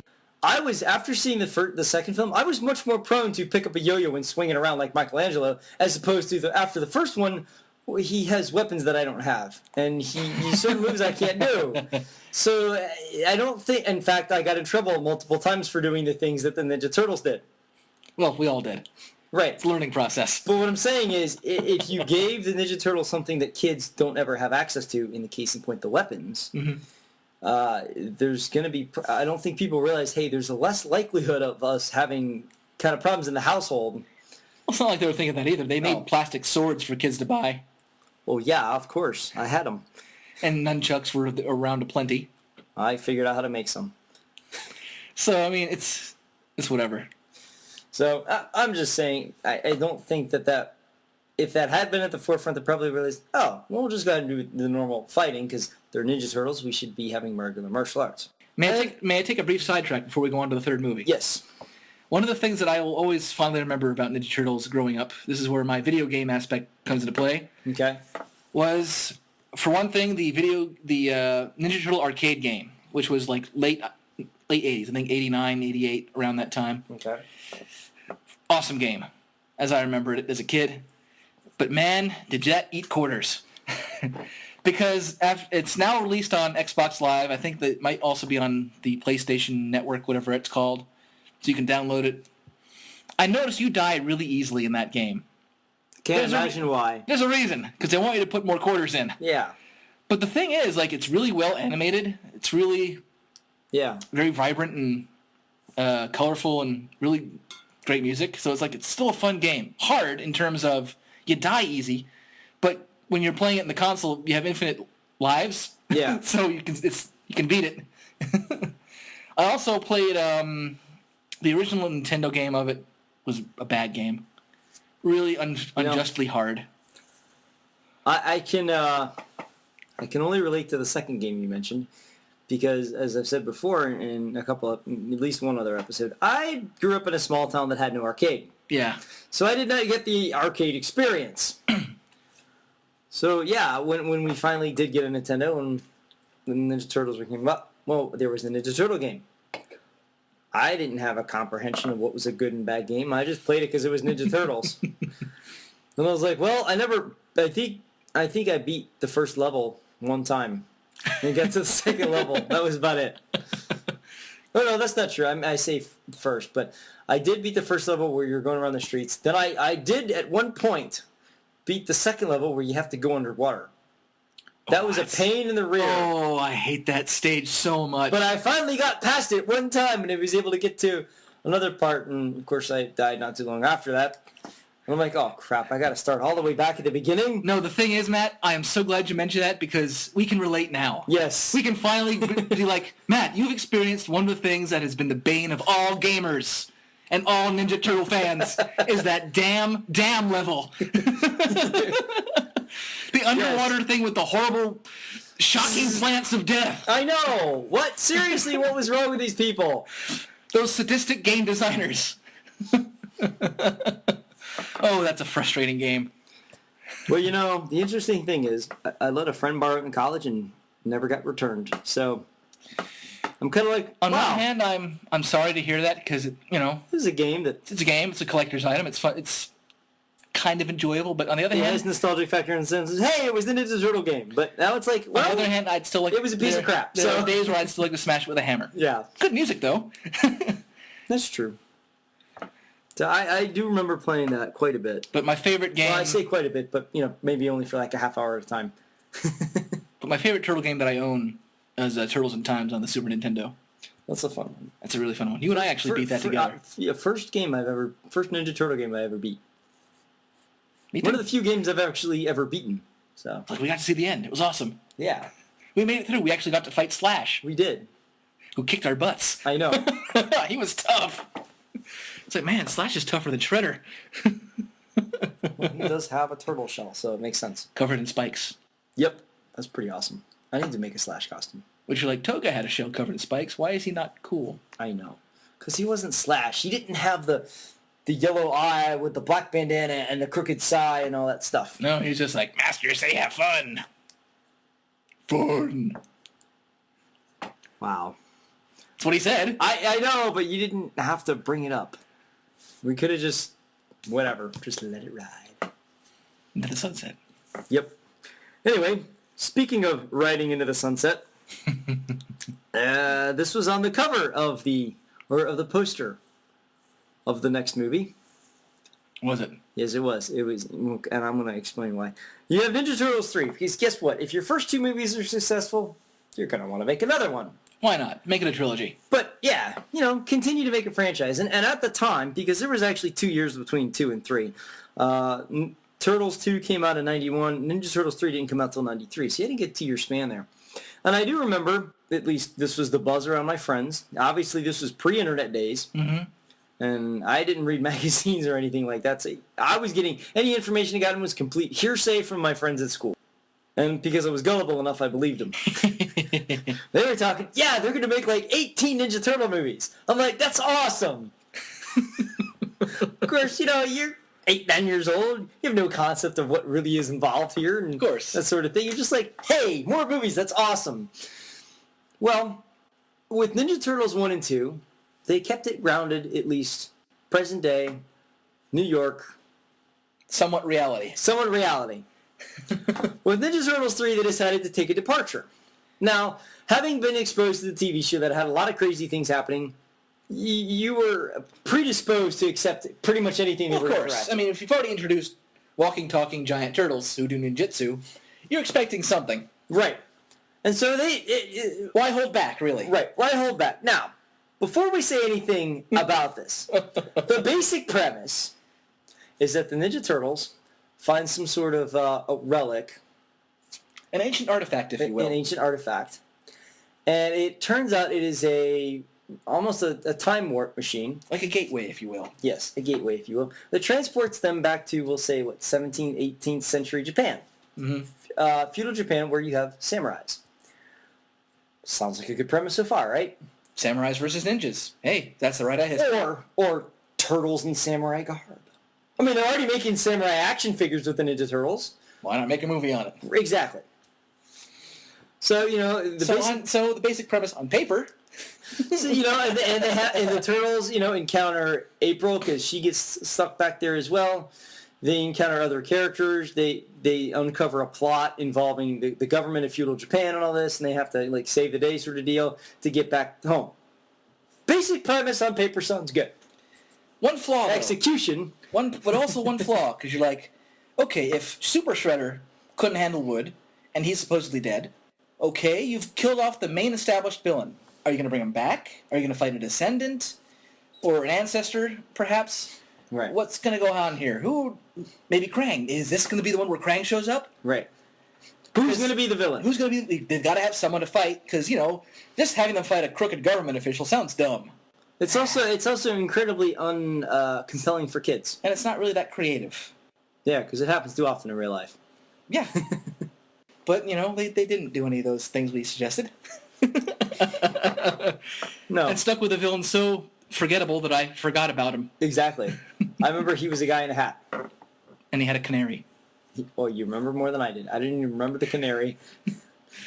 The only part I remember that dates it even more is they had a Wayne's World reference when April. They had several. Yeah. I only remember the one where April's like, they're in feudal Japan and she's like lifting up her skirt to like wash her leg or something, and they're like, swing! And it's like, and as a kid, you have no idea what they're talking about. No. Because you're like 10 years old, you haven't hit puberty yet, you're not watching Saturday Night Live, you have no idea of the concept of Wayne's World. Even though it's, at the time, you're not old enough to be exposed to that sort of thing. And that probably wouldn't be, as a 10-year-old, a movie you would go out and see. Right. If you had responsible parents. Well, that, plus the fact that, it's not so much the subject matter of Wayne's World, but it's not something a kid would be interested in. It's not targeting them. Mm-hmm. So when they make references to something that's clearly older than you, but at the same time they're doing goofy things. What was that one thing they were doing in that one scene? They were doing a lot of bad things. Like, they did wet willies all throughout the movie. Yeah. Well, here's the interesting thing, okay? From my perspective, I enjoyed the movie at the time. Because Dad and I went to see it in theaters, because I know it didn't come out, I think it came out in like March, or was that springtime? So it wasn't out for the movie. So Dad and I went to watch it. We went to the theaters to see it. I remember enjoying it. Now, I hadn't seen it since then. In fact, I still haven't seen it since then. And after watching Nostalgia Critic's review of it, I'm not planning on seeing it ever again. I think it was actually that and the Angry Video Game Nerd did an extensive review of it, and I was like, wow, that's really bad. And it's one of those things where I start seeing some of the clips, I'm like, I don't remember that. Whoa, that was in there. I don't remember that. Like, why is this all bad? Where's all the good stuff I remember? Yeah, it Oh, really wait. was. That was in the other two movies. Never mind. And then for me, it's like, wow, I don't remember a lot of this movie. I remember Donatello rushing into the burning building to save the young kid, and then doing CPR to save the life. I remember them fighting I remember fighting bad guys and saving Casey, or what was supposed to be Casey Jones, but it wasn't really Casey Jones. It was like his descendant or something. But it was clearly the same guy who played Casey playing this guy, only with a shaved, or with a beard and a haircut. Okay. But that's about all I remember. And I'm glad that's all I remember, because I'm glad I don't remember the bad stuff. So for me, I'm going to keep the positive memories I have, never watch the movie again, so that I'm not exposing myself to all these negative crap fests. One thing, though, and I respect that. That's fine. One thing, though, I think we feel we have to talk about about that movie was the costumes. What happened? Well, the nice thing is, I don't remember that. But you've seen pictures. I have and seen you've pictures. seen videos of it. It's like, what happened? Well, they look awful. my question is, and here's what I don't get. Being a theater person, being a person who makes costumes, generally speaking, if you're, good example, the current Batman series, franchise with Christopher Nolan and crew. Well, they use the exact same suit in Batman Begins that they did in the first part of Dark Knight. Well, in the second suit they used for Dark Knight, they're using for Dark Knight Rises. The exact same costume. I'm not saying design. I'm saying the exact same costume. Mm-hmm. Okay? The Chewbacca costume they had for A New Hope. They used it for Empire and Return of the Jedi. Why? Because it takes a lot of time and a lot of hard work to make a good quality costume. Yes. So why, in certain cases you have to make several. I know for the Tim Burton and the Joel Schumacher Batman costumes, they had to make multiple ones because they were made out of a less durable material. So you could only do so much in it before it would start to rip and that sort of thing. But a better example is Chewbacca, because That's a lot of hair. That's a lot of hair, and they did that hair by hair. That wasn't pre-made fur. They put that into the costume hair by hair. So they took a lot of time, a lot of care, a lot of work went into that costume. So you want to use that for repeated movies. Mm-hmm. Why would you not do that with the Ninja Turtles? Just use the same 4 costumes over and over. Did you get different size guys and you had to do different fittings? Or that's the other thing I don't understand. Why not use the same 4 guys you've been using? Because most of the voices were different. Yeah. And the thing is, like... And it's like, you should use the same 4 actors, the same 4 voice actors, and the same 4 costumes for all 3 movies. And the thing is, I can understand if you're like, okay, let's tweak the facial features a bit because we want to have them more expressive. They were pretty expressive in the first 2. Yeah. And the third one is like, why is it their mouths aren't working, the dialogue well? Why is it that every 2 seconds they have really horrible-looking grins on their faces? Why are their eyes always bulging out, kind of creepily and unsettling? Like, why do they look like crap in this movie? Is it because you're adding more to their costume? They look more. It's strange. The third movie, they look more puppet-like than they did in the first 2 movies. I mean, that's the thing with the first 2 movies. The heads, the costumes overall, they looked realistic. I mean, it's about as realistic as a giant turtle could look. Mm-hmm. They looked real. They looked good. They looked realistic. But I'm sitting here thinking, it's like this. I mean, look, you can. I guess if you want to go, if we're going to go on board with the idea of, okay, we want them to be more expressive. Okay, but that's going to cost more money. Stick with what you have because you already have it. You don't have to spend money on the costumes. It's like, stick with what works. Well, I mean, look at the first 2 movies. You had the foot soldiers again. Same costumes. Right, just more of them. Exactly. Same turtle costumes. Works fine. Same Splinter.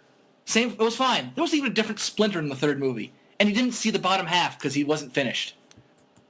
Well, it's interesting you point that out. Because... Or he was a horrible, even worse puppet. Because somebody pointed this out online where you can go to YouTube and find, like, image mistakes on the first Turtle movie. Yeah. When we were watching the movie on my birthday, there is a shot where you can see the puppeteer in the shot of Splinter. I think it's right towards the end of the movie when he's at the fight with Shredder. You actually see, like, Splinter go. I think it's when he goes to catch Splinter or something. Mm-hmm. You see, like, Splinter, and then you look down and half, you're like, holy crap, that's clearly an arm and a head from the puppeteer. I mean, it really is one of those things, blinking and you miss it, and I think they just didn't catch it at the time. But it's like, whoa! It was like, I saw too much there. So, it's one of those things where, you know what they need? They need George Lucas and ILM to tweak that and give us a special edition where they can paint all that stuff out. I don't think that's worth the effort. Well, I'm just saying for the first one. I don't know. Just the first movie. Then you'd have CG faces. Let's not mess with that, shall we? No, I agree. Anyway, so because of I would guess, because while I enjoyed it at the time, it clearly is not a good movie. Clearly. Okay. I'm willing to bet, and this is all speculation because I was too young to understand these things, that the negative criticism and the negative box office numbers I would be willing to bet because of the way the movie was handled. Well, I would say, like, what year did this come out? This came out in 93. I would say by 93, like, when did the show debut? Do you have that? The show debuted in 1987. 87. So I would say by 93 the fad was on its way out. Okay. As far as the fact, I would say right around then, I don't know if that's the same here's year, the interesting thing. I would say right around then, Power Rangers came out. Ah. That was the new kid on the block. Okay. So we had something new to go to. Another interesting band that was popular when I was a kid. Yeah. New Kids on the Block. New Kid. Which is one of those things I remember, I think when I was in like first or second grade, maybe third. They were real big and then I just never heard of them. I mean, we don't have the numbers in front of us, but I would say just by the sheer fact that it's a turtle movie, the kids would want to go regardless, like, because they're not going to know it's a bad movie. Right. Because, like, it's a Ninja Turtle movie, we have to go see it. And the parents would go take their kids to it. Because even if they look at the reviews and go, oh, it's a bad movie, but the kid wants to see it, so we'll go see it. It's I think it would more have to do with merchandise sales. Okay. Because, again, this is early 80s, late 80s, early 90s era, so this is still in the point where cartoons and certain shows were there to sell you toys. Yep. But if it's not doing as well as it used to, where, our revenue drop-off is getting a little low, it's not going as well. We may have to look for something new. So let's not make another movie. Let's focus more on the cartoon. We're still making that. Right. We still have action figures to sell. We still have comic books and all these sorts of things we can push. Right. Let's focus on those while this fad is still hot. Right.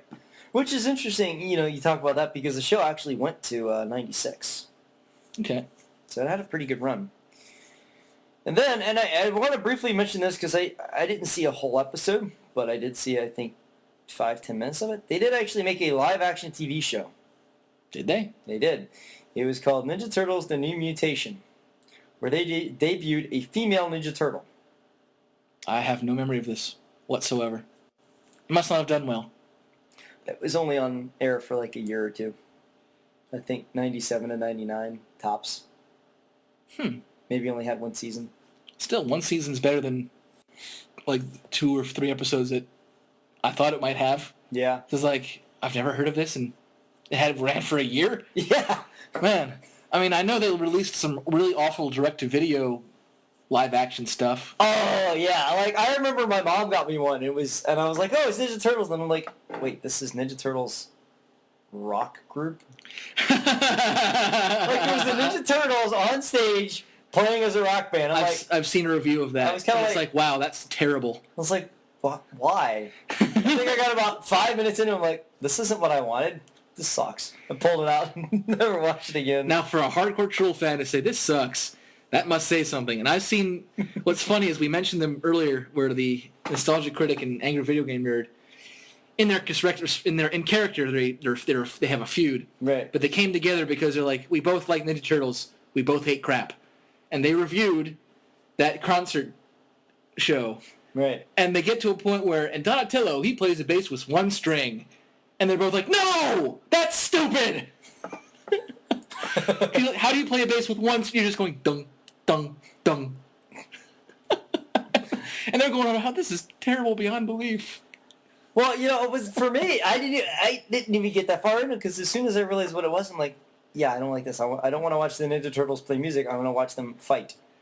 I'm going to post videos of these reviews, because there's also another one he do of the Turtles Christmas special. For some reason, they're singing in Jamaican accents.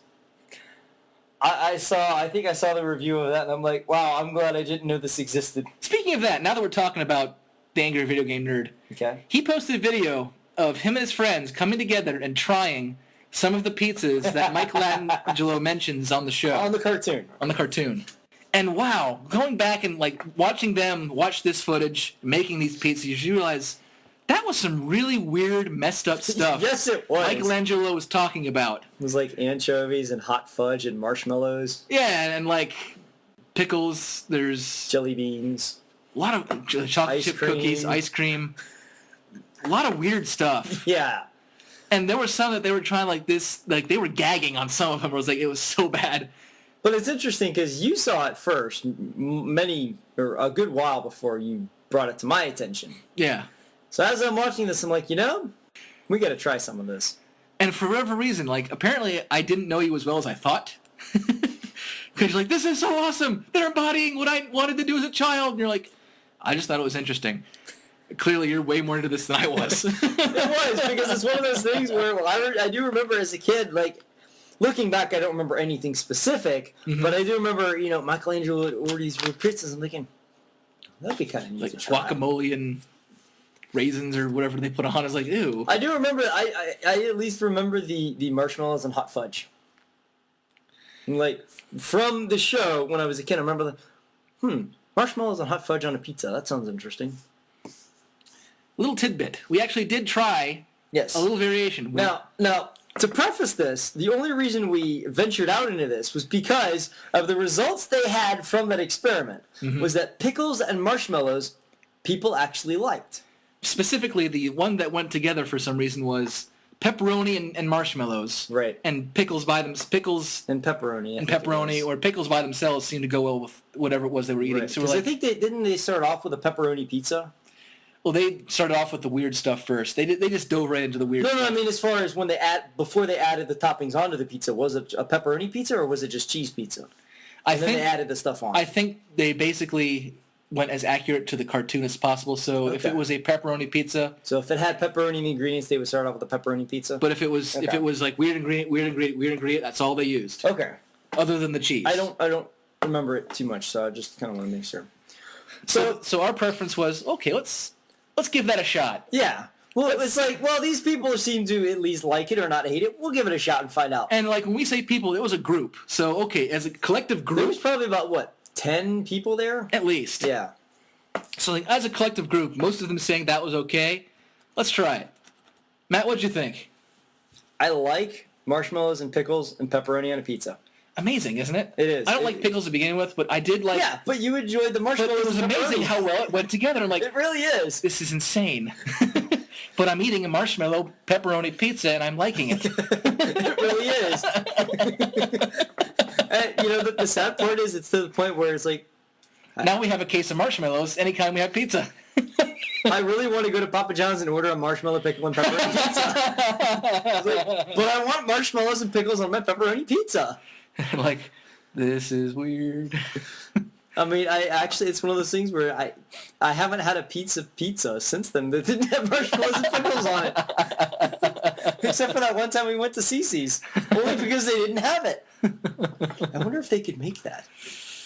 I don't know. That'd be an interesting thing. It's like, hey, do you do custom? Like, really, really custom? Like, out of this world custom? Yeah. We have one for you. That would be insane. Awesome, though. Well, you know, it's interesting. You talk about the fad fading away in the mid-'90s, but it's actually had a fairly consistent appeal. Oh, yeah. To where, yes, we have the TV show we grew up with. There was that brief, you had the movies, you had that really brief season or two, I can't remember exactly, of that live-action show. And then in 2003, they came out with a new cartoon. It was just simply called Teenage Mutant Ninja Turtles. Mm-hmm. But it had a different logo that it emphasized more on the TMNT. And the logo itself looked a little bit more aggressive. The animation style looked more serious. The biggest difference, at least in terms of the animation, was, as far as the look of the characters, was you had the eyes were just plain white. You didn't see pupils. The letters on the belts were gone. This was, you're getting a more hard-edged Ninja Turtles. But not too hard-edged like the original comic book. It wasn't too gritty. It was still kid-friendly, but at the same time, it was taking a more serious tone. And it's a good show. It ran for a decent while, didn't it? Yeah, I think for about 3 or 4 years, actually. And the only reason I think it didn't do quite as well is because they weren't marketing themselves very well. Like, it was out there, and I did see a couple episodes, but it wasn't, you know, the old TV show from the late 80s or 90s, you know, you could see that every day when you got home from school, or at least once a week or something like that, so that you had enough of that frequency to build up that anticipation for the next episode. Mm-hmm. The cartoon from the mid-2000s was not as frequent, so it's harder to find. They do have it on DVD now, which is kind of nice. I think. Well, maybe they were trying to distance themselves a bit, because they were. Because what I've seen of the show is like this was clearly not a commercial. This was clearly for them focusing on the animation, the quality of the show. Oh yes, the stories are really good. So they were distancing themselves from the oh yes, from machine that was before them. Right. In fact, you know, the biggest difference is you don't have Bebop, you don't have Rocksteady, you don't have Krang. Shredder is the villain, and he is a villain in every sense. The Foot Soldiers are not robots; they're humans. And since it's the 2000s, they can punch people now. Not only can they punch people, they can kick people, they can do... I mean, this is a show that's based around action, and you're getting good martial arts action in a well-animated show. And it is one of those things where, because I grew up with that old TV show, and you have so many nostalgic memories of it, and you're like, oh, regardless of how cheesy it was, you have a fondness for it, and you have a fondness for those characters.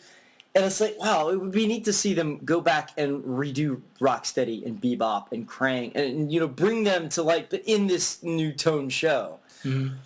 I really enjoyed the look of Shredder. He looked more menacing and that sort of thing. And it was interesting because following that up, you know, okay, so they have a resurgence of the cartoon, and that was building up some momentum. So, like, okay, this is doing pretty well. Let's make a movie that carries on because people would go to see it. And then there was talk of, well, do we do it live action? Do we do it animated? What's going to work best for the characters? not so much cost effectiveness, but what's going to work best for everybody, where we can make a movie that people are going to enjoy seeing, but is going to be profitable. Because you're making a product, you want it to make money. So they decided to go with a CG route. And, of course, in the early days, or earlier days of CG animation, it wasn't as reliable. Sometimes you get really good, sometimes you get kind of bad, sometimes it was just So it's hard to say what it was going to be like. But they ended up picking a style that was kind of cartoony, but kind of realistic. And it works for those characters in that setting. And I personally enjoy the film. I think it does a good job of really differentiating the characters. Whereas, looking back on the old TV show, I realized, wow, there's not much characterization difference between the 4 turtles. I didn't realize that when I was a kid. You know, there might be a little bit of differences, but it's mostly in the dialogue. But as far as attitudes and the way the characters are portrayed, there's not a lot of difference. In the CG animated cartoon, or CG movie, there's at least, I really enjoy the fact that you have Leonardo, when you first are introduced to him as character, he's got much of a ninja aspect. You know, he's just this mythical thing people are talking about, but you don't see him at first. He just, you know, kind of drops out of nowhere. You don't see him, but you just see the results of what happened. Mm-hmm. And I like that aspect. I like how, I thought it was really funny that Donatello, you know, they're kind of playing up the Donatello does machines from the TV show. He does tech support. I thought that was great. Is your printer plugged in? Yeah, he's sitting there on the phone. He's like, is your printer plugged? You know, he's doing all that stuff. And I'm like, that's great. Because you have the nostalgic factor for people like us that grew up with a TV show. And I'm like, that's great. But it was in a real world serious ways you could do it. I've seen bits and pieces, so I knew he did that. I saw that Michelangelo was wearing a giant turtle head on his head. Yeah. And he's a party entertainer. Yeah. Which is great. It really is great because you're like, how do you make it? My favorite thing is like, wow, Raph is a vigilante. He's going busting heads every night. Like, he is. This is awesome. He is. Have you seen the film? I've only seen bits and pieces. Oh, you haven't seen it yet? No, the last turtle film I saw was the one we're going to get to in a minute. Oh. Because I really want to talk about it, but I don't want to spoil go ahead. I mean, I know enough about it. Okay. I just haven't seen it. That's okay. Well, the one thing that I really liked was because Leonardo, he's often like the jungle of like South America or something somewhere. He's furthering his training. His training. And that's a great scene. That's just a great period where you get introduced to Leonardo as the character first, and that's one thing they did really well in this film is introducing you to the characters one by one, getting to know the characters as opposed to always having all 4 of them together. Mm-hmm. Well, with Raphael going out and being this vigilante every night, and and Leonardo finally comes back to the lair and reunites with his brothers, and the nice thing is, they do kind of loosely base this as far as the starting point of you could have seen the first Ninja Turtles movie back from 90 and see this movie and it would make sense, but you don't have to. I know there was like a brief scene where there was like the thing they used in Turtles 3 is like in the background. Right, I'm sure they did that as a nod. I didn't pick up on it right away, but then again, I haven't seen the movie in a couple of years. I just know it's there. Right. And so, when you finally get the turtles together, as far as Leonardo coming back home, he's like, where's Raph? Why is he sleeping all day? Because he does it. He just sleeps all day and then goes out at night and is a vigilante. Well, when Leonardo finally starts picking up on what's going on, he confronts Raph about it, and there's a great fight. It's a fight between Raphael and Leonardo. And it's done in such a way that by the time they get to it, you feel for those characters as brothers who want the same end result, but they're going at it from 2 different spectrums. Mm-hmm. And the only bad part about the film is Shredder's not in it. Who do they fight? They fight monsters. Okay. From another dimension. All right. Because that's the thing. Because it's animated, you can do these more fantastical things. It works on it. The thing is, well, it is fantastical. The way they approach it and the way they present it to you, it works. For the tone of the movie and everything, it works. And it's done in such a way that the monsters they're a bigger part of another plan of this one guy who kind of wants to control the world, if I'm not mistaken. Okay. It's been a while since I've seen it, so I may be getting some of the points incorrect here. They do tie in the Foot Clan. They do fight the Foot Clan, but they're not led by Shredder. They're led by, I guess it's like potentially his daughter. But the fighting is done really well. Didn't she show up in like the next movie? Maybe. I remember a female character in that. Okay, that's That probably was on the Foot Clan side. that was from the TV show from the 2000s. Oh. I don't think it could be the same character from the movie, but I'm not sure. But the nice thing they did here is they go ahead and present you with the fact that, hey, Casey and April are dating. And April is in her late teens, early 20s. She's clearly young. And she's much more attractive in this film than she was in the show. And she's voiced by Sarah Michelle Gellar, who's already an attractive woman. So, and they do a good job with that too. And Patrick Stewart does the voice of the main villain guy here. Awesome. Yeah. See, and you have some nice voice work actually in it too. We can now finally link Star Trek. And the interesting The interesting thing is, I just read this online. I'm like, wow, I didn't realize that. Chris Evans, who you guys would know as Captain America, does the voice of Casey Jones. Well, how about that? I know. I thought it was kind of neat. So, but all in all, I'd say this one definitely trumps the third one. Not that that's hard to do. Most things do. I would. Of the movies we've talked about so far, I would put this one, I would say this one's as good as the first one. Yes, it takes a little bit different tone, bringing in the supernatural elements.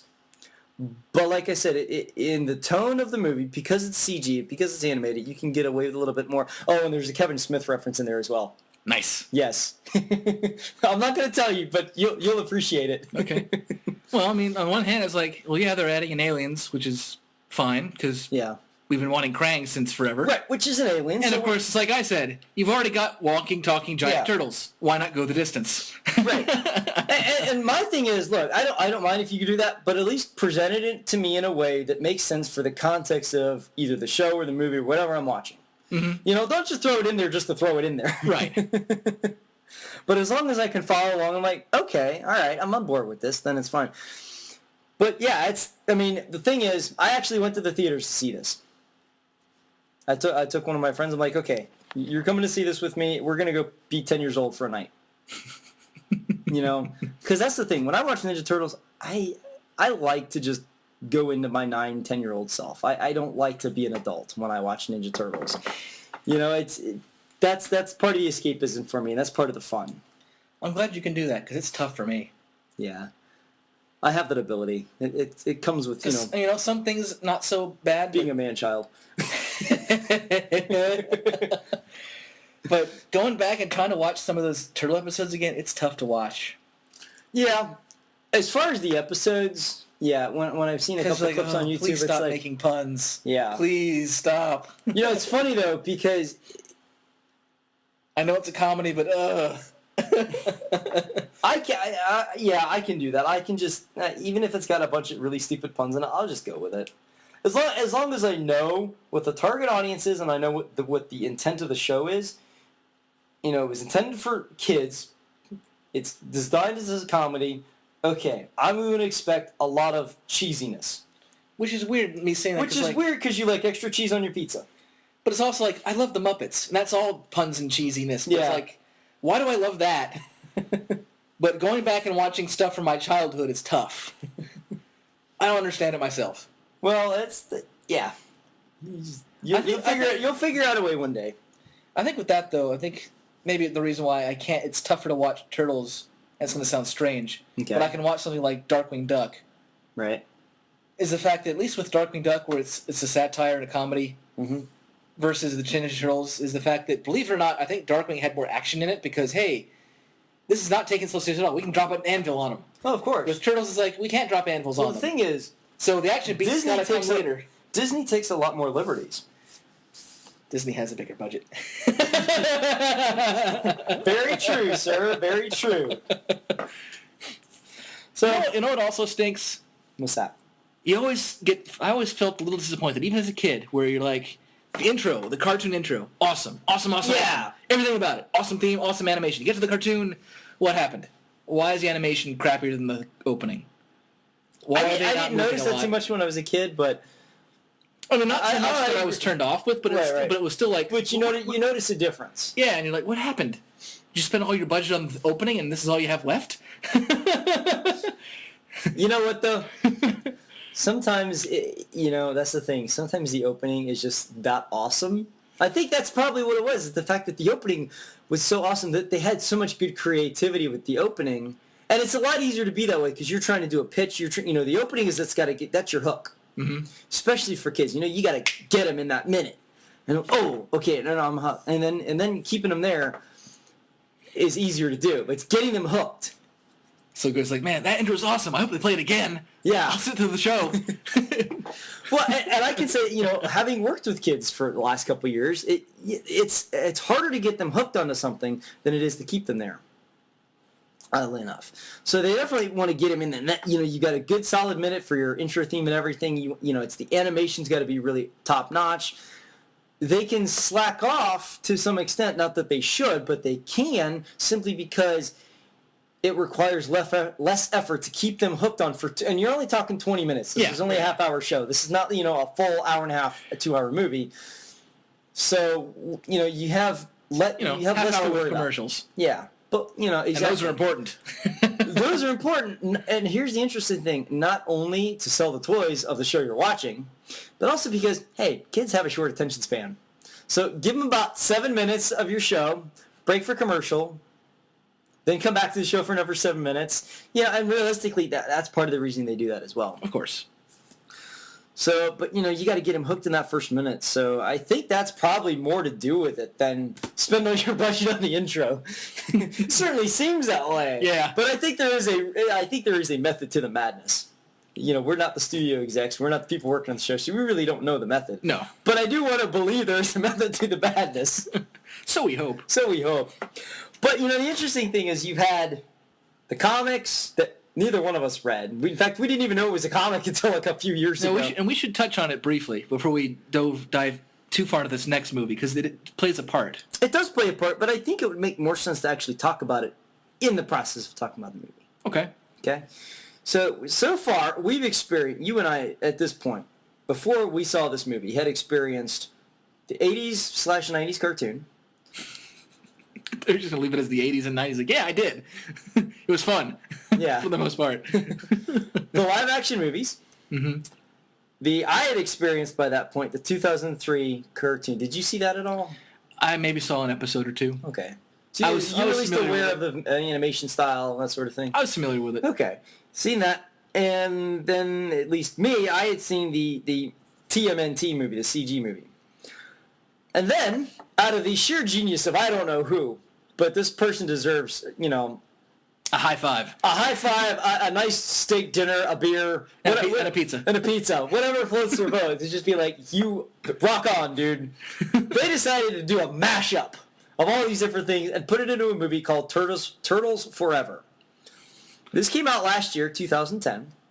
And the basic premise is that the Turtles from the 2000 cartoon. The serious cartoon. The serious cartoon meets the Turtles from the 80s cartoon. The not serious cartoon.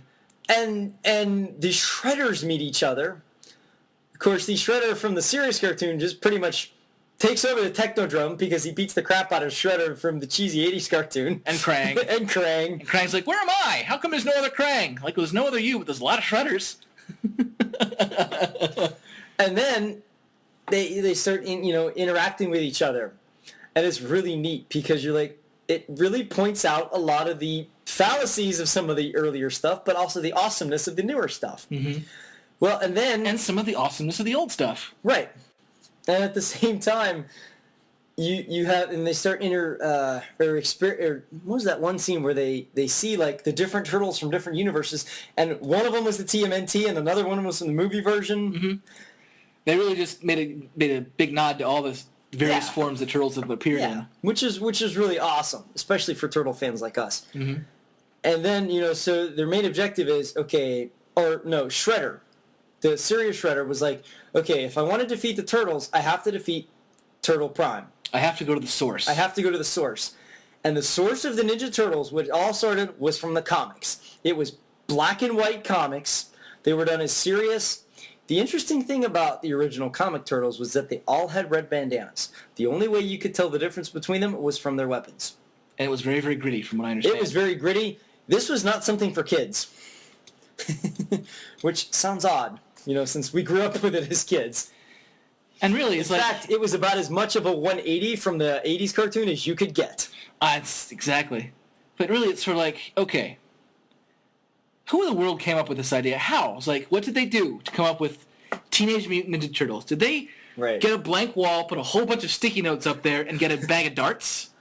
All right, our main focus is going to be on Thunk, mutants. We can't base it just on mutants. That's already taken by Marvel. All right, they're going to be Thunk, teenage. We're getting close, I feel. Teenage Mutants, okay. Okay, we're getting close. That's still 2 X-Men. We got to get a little further. Thunk, Turtles, not nice. Teenage Mutant Turtles? Teenage Mutant Turtles, a little dry. Let's try Thunk, Rabbit. No, that's no good. That doesn't make sense. Teenage Mutant Rabbits? But a ninja. Whoa, Teenage Mutant Rabbits, I think that would be for a different venue. But a ninja rabbit. Or how about a samurai rabbit? Let's save that one, because they didn't make that. Yeah. Let's save that idea for later. All right, another throw, Thunk. Ninja, cool. And let's see, let's look at our objects wall here, and their villain will be Thunk. Shredder, nice. So we're going to make mutant teenage ninja things. I think you have it wrong. It doesn't really roll off the tongue. Let's try it again. Ninja Turtle Mutants? No good. Let's try it again. Teenage Mutant Ninja Turtles? Nice. Nice. We like that. That rolls off the tongue. I have a question for you. Yes. In my brief time of trying to learn Spanish, I discovered that descriptive words came at the end of the sentence. Right. So if it was a yellow ball, it would be ball yellow. Right. Do you think in Spanish, Teenage Mutant Ninja Turtles is Turtles, Ninja, Teenage... Mutant? Probably. It is interesting when you start looking at titles for things that we have in English, and then you go to other languages. Because the subject would be the turtle. So it's turtle, who is teenage, a mutant, and a ninja. Right. And it's interesting because, you've got 3 adjectives describing this one noun. The interesting is with English, we pretty much always have our adjectives come before. Most notable example I can think of is the simple title Star Wars. Well, in German, it's Krieg der Sterne. It's War of the Stars. So you have the word swappage there. But Star Wars is so much simpler. It is. But what I'm saying is, it makes sense to us in English. But if you were to say, it's because when you're translating it from one language to another, you have that switch because their language works differently. So I just need to see what Ninja Turtles translates to, other than strange lizard thing. Yes, it is. It would be interesting. Although we never got ninja lizards. That would have been interesting. Or samurai lizards, or... No, they weren't ninjas. They were frog guys. Yeah. What was his name? Genghis Frog? I guess. There was 3 or 4 of them. Yeah, they were from Florida. They were. That's also where Leatherhead came from. Yeah. No, wait, he came from Louisiana because he had the accent. I was going to say. I just remember swamp. And when I think swamp, I think Florida first. That's where I grew up, so... When I think swamp, I think Dagobah, because I've never actually seen a real swamp. So, at least not, in real life, only in pictures. It's one of those mythical... I've actually been to some. It's one of those mythical lands I have yet to experience. I've actually been to that mythical place called the Everglades. I've actually been there. And drove around. I didn't drive it, but was driven around in one of those airboats, which are really loud but awesome to ride. Anyway, we're getting off topic now. That's okay. It's just I'm sitting here thinking, there was that one thing. You were talking about Raph being a vigilante in the TMNT movie. Mm-hmm. I thought that was really awesome because his outfit kind of he was almost like Batman. He had the dark look and he was going out every night and that sort of thing. Didn't at one point Casey Jones make fun of his outfit? Probably. Because I think he at the beginning of the movie, Casey's like, "What are you doing?" I'm beating guys up. You look ridiculous. Well, so do you, Jason. All right, good point. I am wearing a hockey mask after all. There was something to that. Let's go beat up bad guys. All right. I don't think it was quite dialogue like that, but it was close. No, but it was close. I'm close. Sometimes it's better. Sometimes. And I think it was because after seeing this Turtles Forever movie, it kind of jump-started So back to Turtles Forever. my inner fandom for Ninja Turtles. Because it was it was a fun movie. It was. It's a fun movie. And do yourself a favor. Go buy it on DVD. Don't waste your time trying to watch it on YouTube. Go buy it because you're going to want to watch it multiple times. You're going to want to have a copy of this. Plus, it's got awesome artwork, or should I say radical artwork on the cover. Gnarly. It was gnarly. Anyway, so after having seen Turtles Forever, I'm like, wow, it's been a long time since I've seen a Turtles movie. This is really good. Okay, I need to get more in touch with my 9-year-old, 8-year-old self. So that fueled my desire, and I already had the idea of doing a Ninja Turtle costume, of trying to take a more realistic approach, or at least trying to attempt to do a costume of that sort of nature. And we've previously talked about this from our Dragon Con podcast, so I'm not going to rehash what I've already said. But it did take me a good year. Now, obviously, I didn't work on the costume for a whole year, but it did take me a good year just to kind of get ideas, figure out the structure of how I'm going to do this, because the biggest challenge was taking fabric and sewing it so that it doesn't look sewn, or at least not as much as possible. And on that aspect, I feel like I succeeded. It was in other aspects I didn't succeed as well as I'd hoped. But I certainly learned a lot from that costume, and I hope to be making changes in that within the next year so that I can truly show what my vision is. So in other words, it's going to be the special edition. It's one of those things, like, you do what you can do sometimes, and you look at it and you're like, okay, that wasn't what I wanted, but I can make some adjustments and it can be better. Well, I think I said it in one of the interviews, where like any good piece of artwork, it's never truly finished. That's true. In fact, I have an older Batman costume I'm going to start pulling out soon and get to work on that. That's got some stuff I want to do to it. That's very true, sir. A good costume is never truly done, which is kind of the problem, because you're like, man, I just want to be done. That's done when you say it is. I mean, it is, but especially when you have that artistic vision, you become a perfectionist, and no matter what you do to it, it's never really done in your... When you try to get what you see in your head, of the physical world. It's very difficult, and you get to a point where, like, okay, I can only work on this so much before I'm tired, or before I... Well, to your credit, that was something that you had never really physically done before. Oh, very true. That kind of project. So the fact that you managed to make what you did, going with no experience going into it other than you're just knowing how to sew. Right. I think you did a pretty good job. Okay. Well, thank you. I mean, I'll certainly support the idea of, yes, there's certain things that you could have improved upon. Yeah. But for what you were going for, people recognized who you were. Right. So it's not like they're like, what are you? Well, and the bigger challenge for me was the fact that because it was something I'd never done before, it was hard for me to see the overall product until I put it on and we took a picture of it. And it wasn't until then I'm like, oh, yeah, that's not what I was going for. Look too much like a reptile and not Raph. Right. Need to fix that. And so, and I have some ideas as far as what to adjust and that sort of thing. And I still want to keep the ninja aspect where the hood's over it, because for one thing, that made it a whole lot easier to deal with the head. But I do have some ideas to make it more clearly a turtle. I think making some adjustments to the shell and some other things I think is going to help. So all in all, it was a good effort. And like I said before, I learned a lot from it, and that's the main reason I do a costume. It's to challenge myself. With the Captain America costume, for Halloween, that's been an interesting project, but it's a good challenge. And if you don't challenge yourself, you never get better, and you never learn. It's true. Now I really sound like a teacher. So was Raph your favorite character? He was. Which is interesting because as far as characterization, I always liked Raph, but as far as weapons, I always liked Leonardo because he had swords. But it would say, honestly, as far as weapons, it would switch off. Sometimes I'd be really into the swords. Other times I'd be really into the bow. Of course, every kid was really into Michelangelo because, hey, he's got nunchucks and they swing around and you can hit stuff. And he's the fun one because he's a dude all the time and he eats a lot of pizza. He eats a lot of pizza. But Raph was always my favorite character, mostly because he kind of had a little bit of sarcasm to him. Mm-hmm. And I always liked that. Especially in later versions where it was a more serious take. I really liked how Raph was the no-nonsense kind of like, okay, I'm gonna instead of talking about it, I'm going to do it. We're going to get stuff done. Like, how about I just punch him? Yeah. Can I just do that? And I really liked his characterization in the TMNT, the CG movie. They did a really good job. Yeah, I'm a big Raph fan. Riff Raff. Riff Raff. Wasn't that a Hanna-Barbera cartoon? Maybe. It sounds like it would be. No, he was a character in Underdog. Okay, I was like, I know that sounds familiar. All I really remember out of Underdog was Shoeshine Boy and Tennessee Tuxedo, who was voiced by Don Adams. I remember the theme song.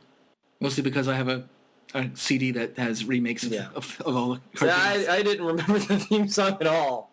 Underdog. Anyway, Which they made a crappy movie of. I never saw it. I saw like a minute of it. I have on no TV. intention of seeing Just it. because it was on TV and I'm like, let me check this out for a second. Watched a minute. Yeah, this is crap. It's one of those things, I had no emotional attachment to it whatsoever, so I had no desire to see it. I had watched it when I was a kid, much like other shows, like Ninja Turtles. But it was one of those things where as soon as I saw the preview for the movie, I'm like, this is an Underdog. Which is odd, because like, you could totally accept the fact that, hey, it's certain things are way different, but we can kind of accept it. Other things, not so much. But I guess it's like, hey, it's like, that's not Mario. Yeah, well, That's not Koopa. Yeah, when they go with such a departure from the original material, it makes it unenjoyable. Unless it's got enough things in it that make it enjoyable for different reasons. Is there anything that you know of for the future of Ninja Turtles? Are they making anything else? Yes, in fact, actually, it might be out by the time this episode airs. They actually have a new CG cartoon that's going to be airing on, I believe, Cartoon Network. Huh, did not know that. Yep.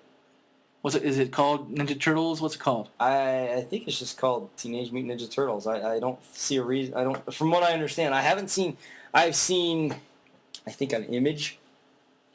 There was a brief, like a promo trailer, like more of a... Like a teaser? Like a demo sort of deal. I wouldn't even like a teaser. It was about kind of like, it was a cross between a teaser and a demo. I saw that a few months ago. It's a different animation style from the CG movie, which I'm kind of like, oh, that was so good. And this almost is like a downgrade as far as the animation style. But it's because it's more simplistic. I'd say it's more in the sense of if you're going as far as animation style, going from something like, say, the 90s Spider-Man cartoon that had a lot of detail to it, and going from that to Samurai Jack, which had a simpler look to it, but at the same time was still good animation. So with the new show, I am curious to see it. I will try to watch an episode or two to see what it's like, to give it a fair judgment. I'm not going to judge it based on the trailer. As I've learned, never judge anything based on the trailer. Yes. This is very true. This is very true. So I do want to check out at least an episode or two, because sometimes, especially in animation, you can't tell how well it's going to play out unless you see it in action and unless you see a full episode and how the tone of the show is handled, that sort of thing. So I'm curious to see that. They are, of course, still talking, provided the show does well and has a good response, they are talking about bringing back a movie. And there's been talk, and this has been for the last couple of years, ever since the CG movie came out, which I believe was 2007. It was. There's been talk of them doing they're not sure if it's going to be CG or live action or maybe a combination of the two, where they have costumes on the actors for the turtles, they maybe use CG for the heads to give them. And certainly with the CG they can do now is far, far better than what they had in 90 and 91. Of course. And so they could effortlessly do a good CG head so you can get the articulation so it'll look real and that sort of thing. Of course, then again, you have the issue of cost. But I would be interested to see how they take that, if they do that route. Of course, if it's a Ninja Turtle movie, I'm going to go see it anyway. I wonder if they would do a reboot. I'm sure they would. Because the thing is, there's, for the most part, this is one of those franchises that really has no continuity. I suppose. I mean, it really doesn't, unless it's for the few people like us, I'm sure there's more than just us. Okay, obviously there's more than just a few. There's a like whole us. generation that grew up on it. But what I'm saying is, you have to look at it from a mainstream audience, and the mainstream audience hasn't, we're talking 20 years ago, and the target audience for Ninja Turtles is kids. Most likely, they've never seen a Ninja Turtle movie. They've never seen a TV show.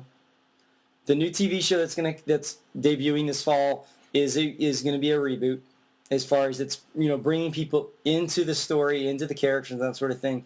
So expect newness every time they bring something new out. Expect it to be a fresh take, and that's what I like about it. Quite honestly, I like seeing fresh takes on the characters and the storylines and that sort of thing. I'm excited either way. They're bringing it back. Hopefully it'll be good, but if it's not, well, at least you tried. Can't keep those turtles down. I know. They don't go away. Other things have come and gone, but turtles have just kind of stayed. They have. It's really is one of those things where it's like, well, Power Rangers have technically stayed, but nobody cares about him anymore. Yeah, it just never went away because apparently there's a lot of spare footage from Japan that they can still recycle. Yeah, We'll talk about one day because it's like, wow, we were duped, just so they can sell us toys. That's okay. Sometimes I want to be duped now into buying toys because I feel like I'm unduped. You already are still duped into buying toys. That's besides the point. You're still a Lego addict. You're still buying toys. I actually haven't bought those in quite a while, sir. Mostly because I can't afford to. I like to eat more than I like to build Legos, oddly enough. So if you'd like to contribute to the Get Matt Legos Fund, contact us at the Freak Out Entertainment page on Facebook. Yes, because that's an addiction I need to feed. Anyway. But until then, I think that's all we can really say about Ninja Turtles, other than Turtle Power! Turtle Power! Freaks out. Freaks in, freaks out. The content of the Freakacast is copyright to Andrew Felson and Matthew Puetz. All characters belong to their respective owners. A full list of music used will be provided on the website. This podcast is for entertainment use only. Copyright 2011.